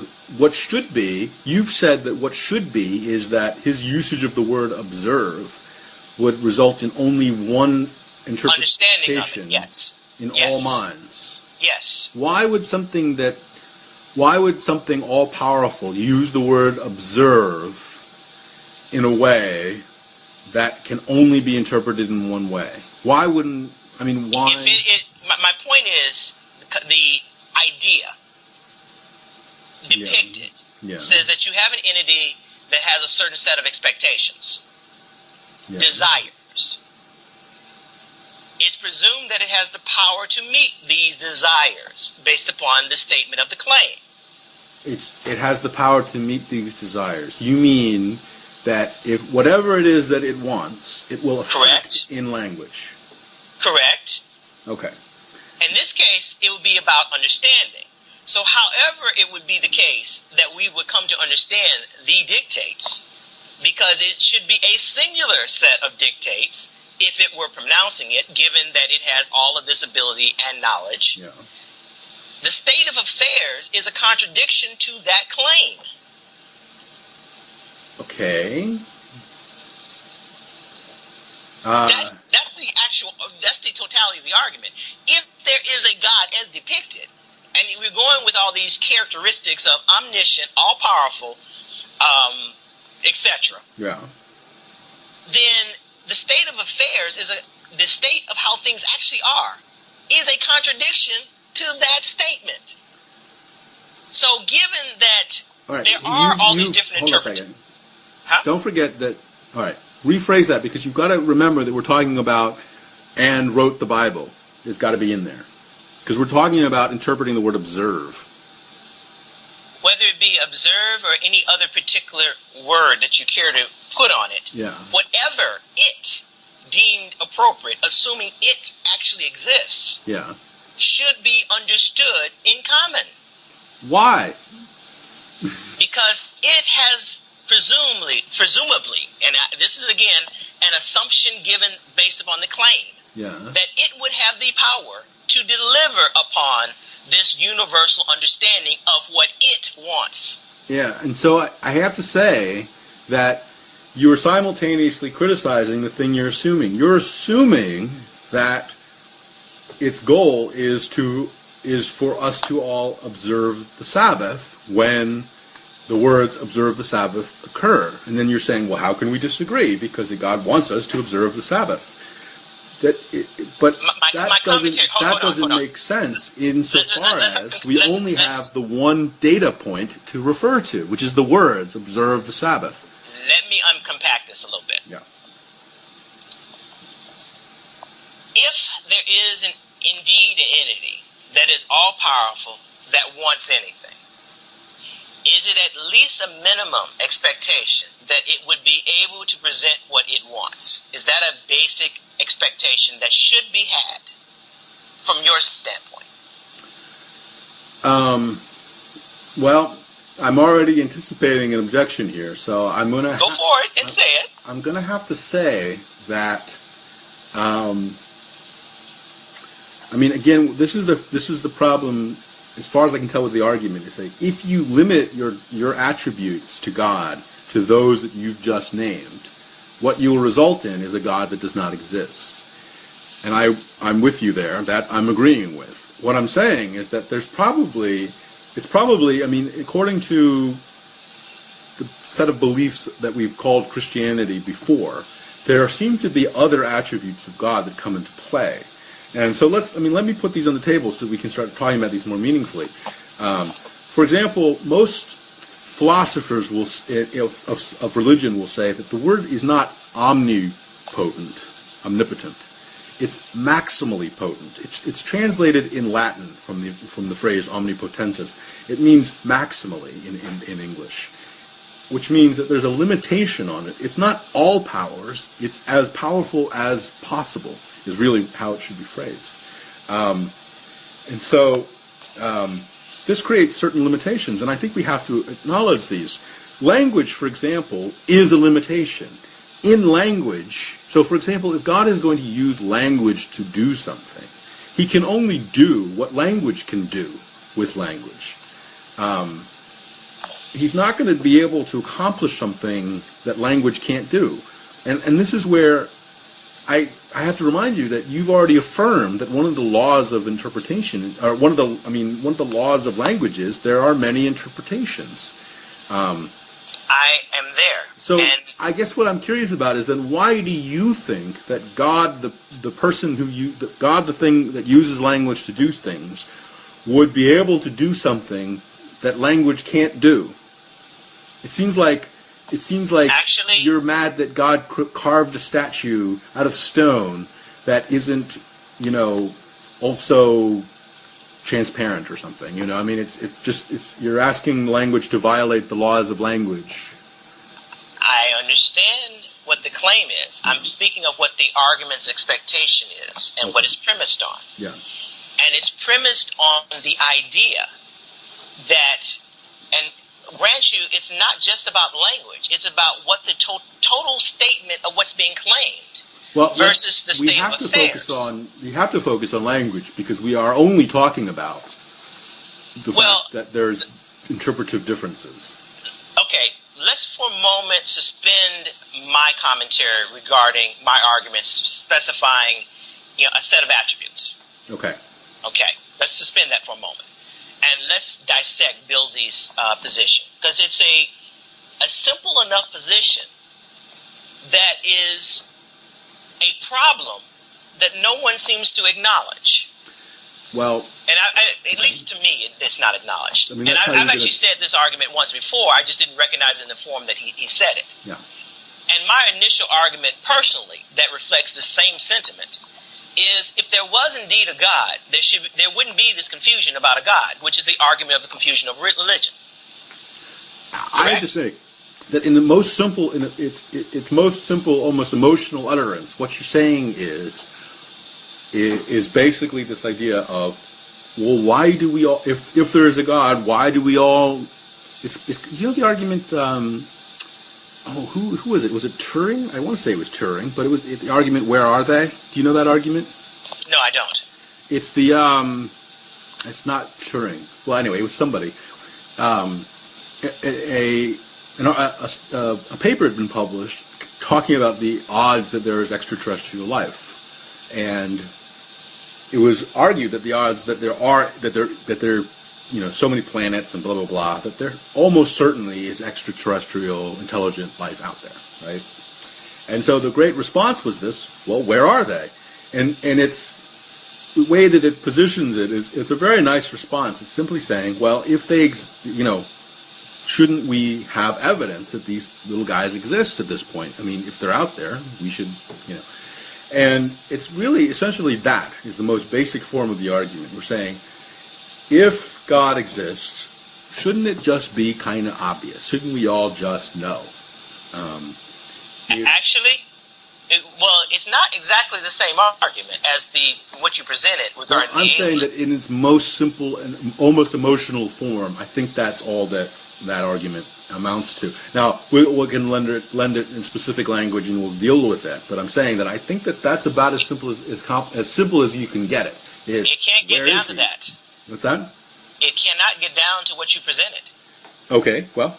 And the reason that it never gets down to what you're presenting is the same reason that all the analogies of God to a parent fail.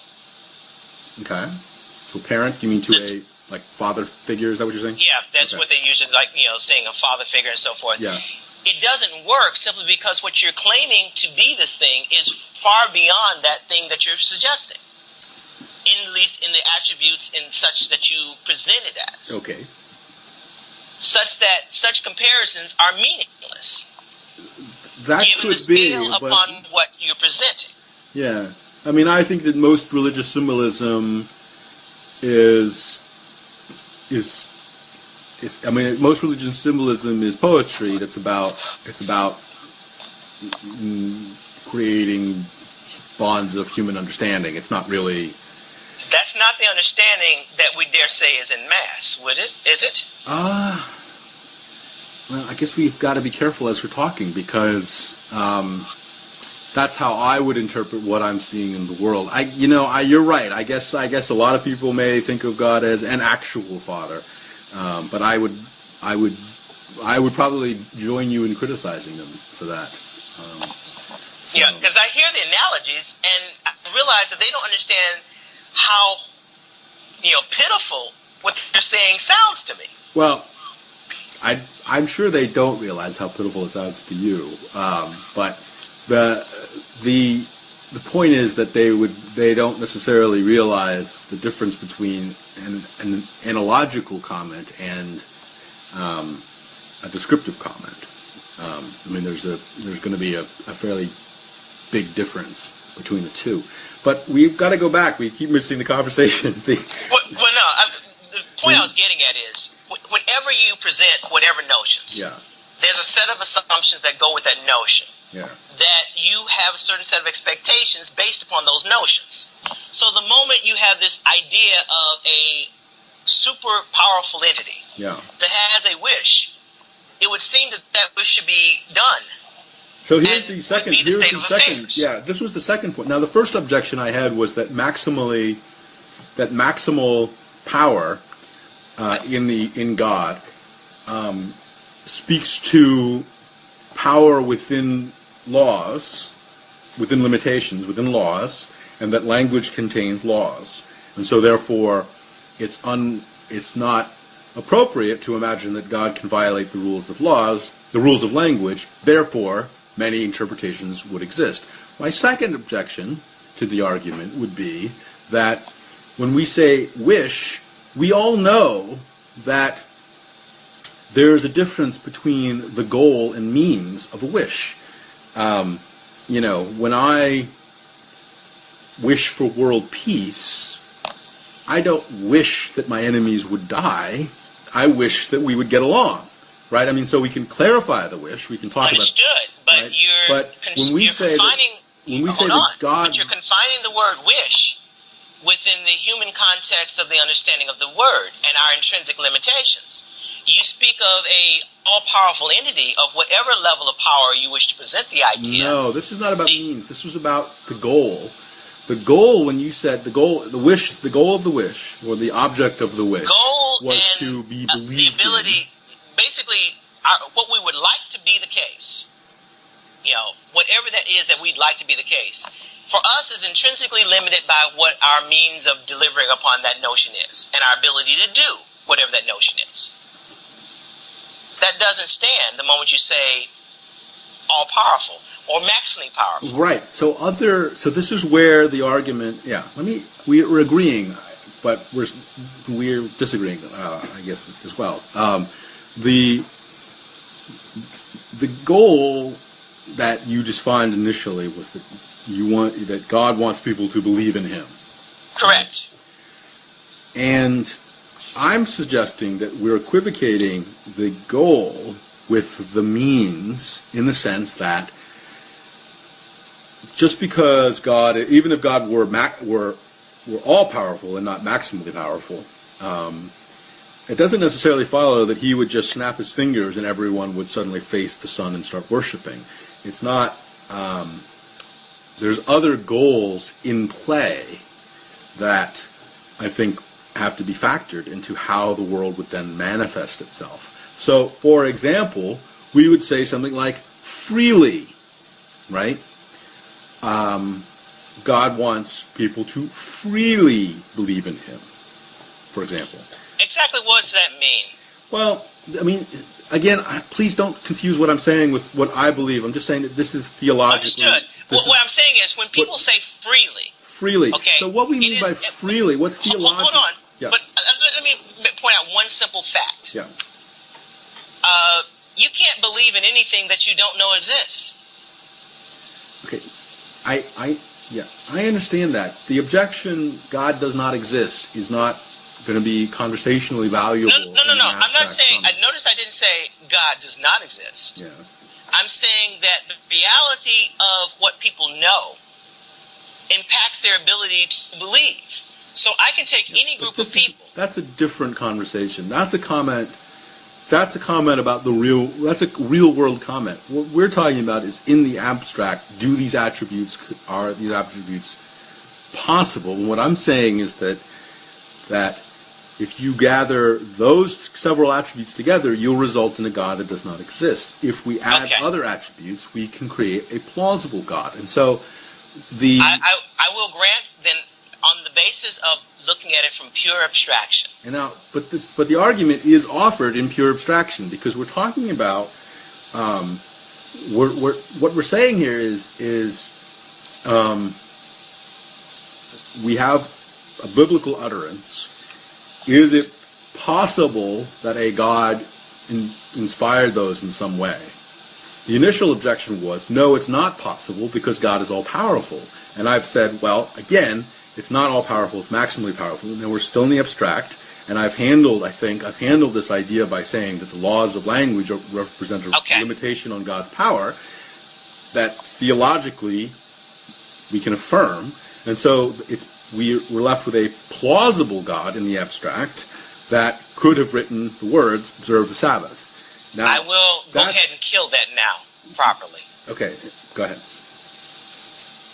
How did the writers come to know what to write? Okay, but that's a totally different objection. It's part of the presumption in the idea that there should be no disconnect of understanding. Well, okay. It's part of the same continuum. And I grant that there are a lot of things that we'd like to compartmentalize, but that's not the reality of how things are actually looked at. Okay. All right. Again, I mean, you've got to stick to the mode of dialogue that we're in.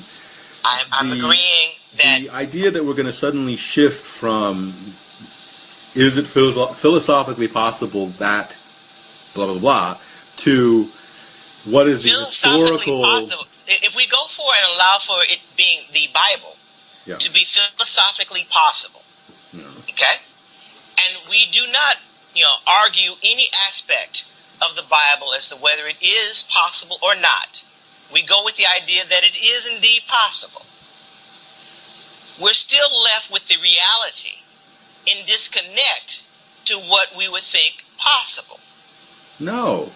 You just said there's no disconnect between what we think is possible and what we think is possible. Those are the same things. Let me go ahead and say something on that point, though. Okay. the people who wrote the Bible are presumed to have been directed and inspired by God, correct? It's proposed. It's proposed. Yeah. And if we accept that proposal, yes, then it is not beyond God's ability to directly give information to the people. Sure, that's part of the question. Is this possible, God? Is this God possible?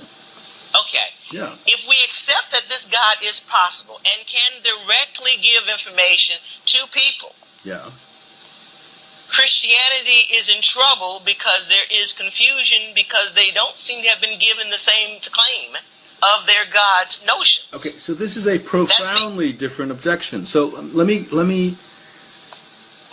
All right, this is an entirely different argument. This is the argument of limited private revelation, is what I think is what it's called. Okay, there we go.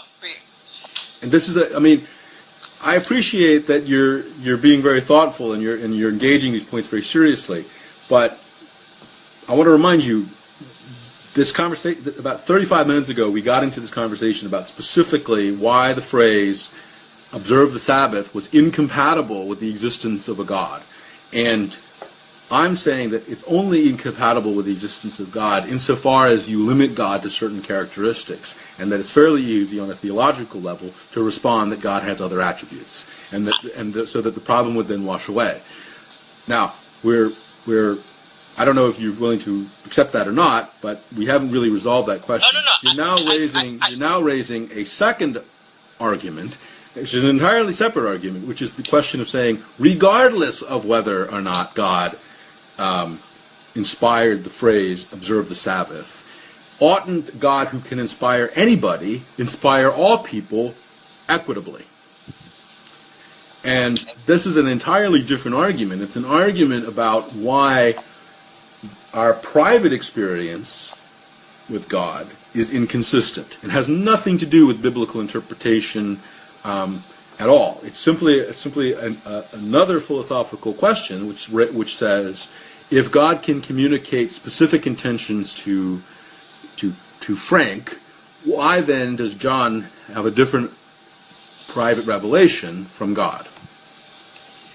Now, my question, to go with the prior points of argument, is there any theoretical notion that allows for all these points to resolve the contradictions that occur in any given one of them? I'm sorry. Is there any? Raise the question. Is there any particular notion, any particular claim or depiction, or however we want to phrase it, in terms of what is being claimed as God, attribute-wise, that would allow for all the claims to disappear in terms of the contradictions to the claims? Oh, I hate to be snarky about it, but you could just say God is mysterious, and you'd probably handle every objection in one fell swoop. Yes, except the moment you say God is mysterious, you also lose the right to make any claims about what God wants. I have to say, by the way, absolutely, and I really want to endorse that wholeheartedly, because I think that when you really buy into the notion of mystery, you stop talking. And that's why I think silence is oftentimes the best response to a lot of theological conversations. Yeah, well, when they say mysterious, you've lost the right to say anything. So that's easy to me. This is where I remarked earlier that once you admit magic, you can do anything. And so, it's what happens is you should be silent, but more importantly, if you talk, you can't be wrong. And it's a double-edged blade in that sense. Which is why I like to know what is being claimed. That's all. Because I realize you can't really address anyone without knowing what they're claiming. And I can make a whole bunch, I guess, talk forever about issue upon issue upon issue. But it's meaningless unless that's the point that they're looking at. Yeah. So let's just go back and make sure we're a little bit tidy in some of these conclusions we're drawing here. Okay. As we approach the 2-hour mark. I think we passed it. There's only a couple of arguments that I think are still on the table. The first was the argument about whether or not it's plausible that a God inspired the Bible. And correct me if I'm wrong, but I think that you've acquiesced and said, in fact, it is plausible, but it only rests upon certain other significant problems, like how do we even come to any knowledge of God at all? Well, if I were... None of the comments that I can possibly make are non-contingent upon other notions. Right. So, if I were to engage any particular philosophical position on the plausibility, there's a whole bunch of other things that I have to reject given the state of affairs. And I say that given that if I were to say that, God inspired the Bible, then I have to also suggest that he's not entirely about truth, and do a bunch of stuff to resolve the inherent problems in the Bible with such a claim. Because if you're going to claim that it's all-knowing, then you would expect that there would be no errors of fact, which we found many errors of fact as presented. Yeah, wait, hang on a second. I feel like you just may have backtracked. Basically, I made for the sake of argument a moment ago, I conceded for the sake of argument. But there's no basis for me to work with the notion of God, given all the contradictions against the notion. But I was saying if I were to go with the notion of a God, then I wanted to know whether there was anything that resolved all the arguments against it in terms of contradictions. Okay. So and I have to say that I'm not convinced that you understand what it means. So when we're talking in the abstract... Hold on. When I say abstract, I'm looking for a particular abstract notion to work with. Because you cannot just say abstract, because that becomes an anything variable that you cannot really address at all. Okay, what I'm saying... You still have to come up with some kind of construct to talk about. When I say abstract, I'm saying remove the attribute of existence from your consideration of God.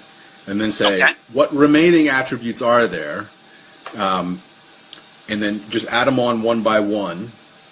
So there's none, and then you would add one in, and then add another one in, until you arrive at a contradiction. That's how you would handle it, right? Now, the point, though, is that in selecting these attributes, it's fairly easy to add attributes that create contradiction. It's not at all difficult. In fact, that's mostly what what atheistic arguments are, is just adding these attributes in until you create a contradiction. And the most famous is omnipotence. You would think that would create a situation in which God can create a stone that even he cannot lift, which is a contradiction. So, not hard to create not hard to put those attributes in there to create a contradiction. The point is that somebody can then turn around and simply author another attribute, one that isn't a contradiction, and then hands you that and says, "All right, now do that one," and then can you create a contradiction? And that game, it's like the game of magic, with the cards. It's not hard to play that game forever, because no matter what contradiction you create, somebody will simply rewrite the card until it's different, until no contradiction is created. Now, my point is that therefore, it's very difficult to say that we exist in a world in which it is impossible for a combination of traits to have authored the phrase, observe the Sabbath, because the game can go on forever. It's very easy to respond to those kinds of arguments.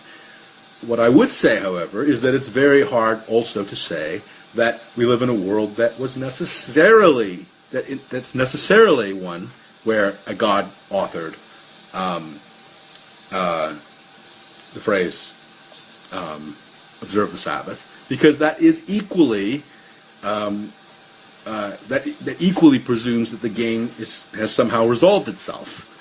Because then an atheist could come along and just simply say, well, no, because God, blah, blah, blah, and then the game has to continue. So the only thing that really can happen is that the two people can say, you can't win. If that makes sense. Okay. In the abstract, I agree. Okay. So in the abstract, I have to say that at that point, you're agreeing with me that Beelzebub's argument is ultimately not going to be successful. Now, we can shift the dynamic of that argument tremendously into something like in the real world or as people mean it, or something like that. But that's going to dramatically narrow the scope of the comment, in the sense that it's fairly easy to say that Ray Comfort is wrong about everything he believes. But that's not a comment on theism or atheism or anything. It's just a comment on Ray Comfort. It's a comment on what he said, and that's not. It's like I said, that's not that hard to do. He's a dummy. It's not. So no, the real challenge. We're speaking of this in terms of arguments and such. Yeah. But the real challenge is in mass. People believe in narratives. And they extract all kinds of notions from a narrative. It has nothing to do ultimately with truth in the way that most people actually think about it, because they're not looking at it as a truth claim, but an emotional claim. Yeah. And again, I think that's a kind of comment that is both conversationally unhelpful. What I'm getting at is the redress to the problem is not an argument. Yeah, that's a different. That's a whole other mode of dialogue, and I agree with you there too. A lot of it. Yeah, that's not. Yeah. So I can appreciate the abstractions. I used to do lots of them just for the sake of it was entertaining. But right. I'm realizing that if you look at it from strictly as a game, have you seen I think it was Follow Soup or. I'm not sure which one, but it's like a mini paths, where you're starting out in the path and you're playing the game looking for a god in this path, and you never find an end to it because everybody's telling you you're getting closer, but you're never there. I don't know. I don't know quality of soups work very well. I wish I could find it. Yeah. Oh well. Continue, but the basic gist of it is that unless you have something that you can define that you're looking for, you can be forever in a search for something, or claiming something forever, wherein there's nothing to base a claim off of.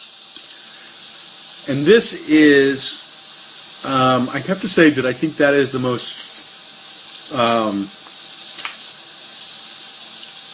it's one of the most, one of the most simultaneously affirmative positions that atheism can take, which is, it's kind of like shifting of the burden of proof kind of a thing. It's just sort of like, well, how do we even begin? How do you even get one card to play in that game? To a sort of probably the most glaring misconception I think about religious experience, which is that religious people really are looking for that first card to play, like it's somehow important to religious thinking. And I think that's where the greatest speaking past each other occurs. And so, yeah, I don't know if there's a way to resolve that other than just to sort of say that's an issue. I don't experience, at least in person, the idea that I'm ever speaking past a person. At least in person. On the videos, things kind of get disconnected, but in person... You're right. When we're talking, it's easier to talk. You're right. That's why I always do these. That's why I try to get these conversations going, because it's so much easier. Like, I wish I could get Bill Bob to come back to the table. I'm sorry to keep talking about him, but I feel like he's going to listen to it. Well, I don't know. At this point, he may have stopped listening. No. Which the disconnect, because when Bill presents things, he seems to present it from what I call a practical reality standpoint. And he echoes a sentiment that I've said to a friend of mine some years ago. Mm-hmm. I came in and they were studying philosophy. He had a double major, math and philosophy. And he was studying with his philosophy classmates. And I came in and made a comment. And I said, you are aware that the average person thinks philosophers are worthless. And this, of course, started an immediate debate. And they proceeded to say, well, what about the ministers and preachers? Okay, and then I said, yeah, I guess they are a subset of philosophy. Okay, fine. They're the only ones they consider of value. The rest are worthless. At which point, they spent a while until they found a technicality to knock me out from being able to argue the position of an average person. I couldn't argue from that standpoint, technically speaking, because I in no way resembled what they would call an average person from their definition, and quite frankly, I had to agree with them at that point. All right. I was not the 9-to-5 guy. But the general gist, and I've yet to hear anyone to show that this is not the case, is that philosophy does not ring to be anything to most people.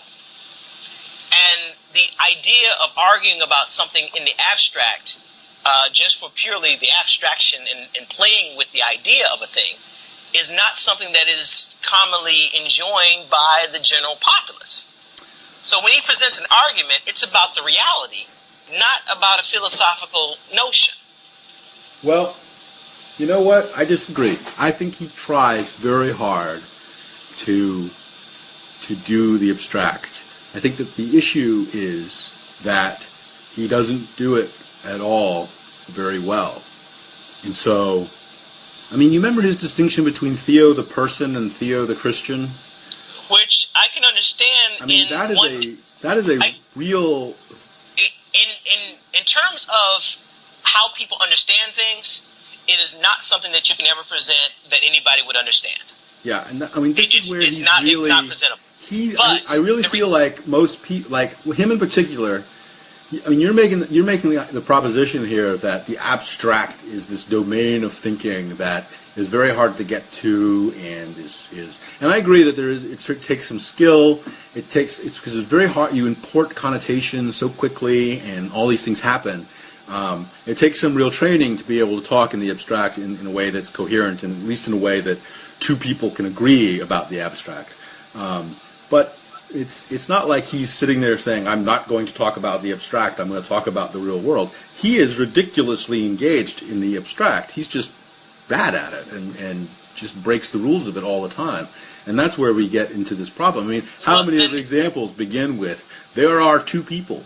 I mean, he's not actually saying that there are two people. He's making an abstract, he's creating a scenario in the abstract in order to illustrate a point. The fact that the illustration doesn't go anywhere is beside the point. That's a different argument altogether. Yeah, but the challenges in any abstraction that we dare create is in part the assumptions that we hold in the back of our minds about whatever it is that we're trying to depict. And we don't always present all the details necessary for the other person to understand the perspective by which we're presenting our notion. Well, that's just training. I mean, that's just learning how to be understood. An abstract thinker. Like I said, there's no argument on that. Yeah. I'm just acknowledging that as I've done some of this, I realize this challenge is all these assumptions that we actually hold, that's actually part of our argument that we're assuming that the other person already has. Yeah. I agree with you. I think it's a way to talk, and I mean it's and it's not easy by a long shot. No, it's not. But it takes humility, and I think it takes intelligence, and I think it takes experience, and I don't think that I'm perfect at it, and it's something you move forward in and you grow in. Listen, I feel like we should. Acknowledge that we've had a good conversation. I think we've had a great deal of agreement. We've explored some fascinating issues, and I think we've certainly articulated a very hard to get to perspective on a lot of these issues. And I think it's been very rewarding. And I hope people have been listening, because I think it's been illustrative of both what a good dialogue can be like and illustrative of some pretty good ideas that we apparently share in robustness. But I feel like we should also tie it up, because... Let's go ahead and wrap it up, and I'll dare say that I'd be up for doing this again, but we really need a topic so that I can pin myself down. What do you mean, pin yourself down? Constrain it to the topic, because in this instance, it may seem like I was trying to go all over the place, but they were all, from my standpoint, interrelated. Yeah, no, and I agree with you. They were interrelated. I think that, I don't think that there was any real intellectual antipathy between us going into this conversation, other than that we seem to have thought about some of the same issues. I often find that it's hard to find an actual disagreement with people, and then so I don't know, but I would love to do this again. I don't know. We'll have to think about it and come up with something that we can batter around between us. Well, let's find a point of disagreement, because those are always fun. Those are always fun indeed. They are indeed. Well, Mycontext. We've been talking to Mycontext, and I'm really glad we had this conversation. I think it went well. I think that we can. I hope, and again, like I said, I hope we can do this again. And good luck. I think you're going to produce some stuff, and we'll see how it goes. Good luck to you. Thank you, and take care. Thank you.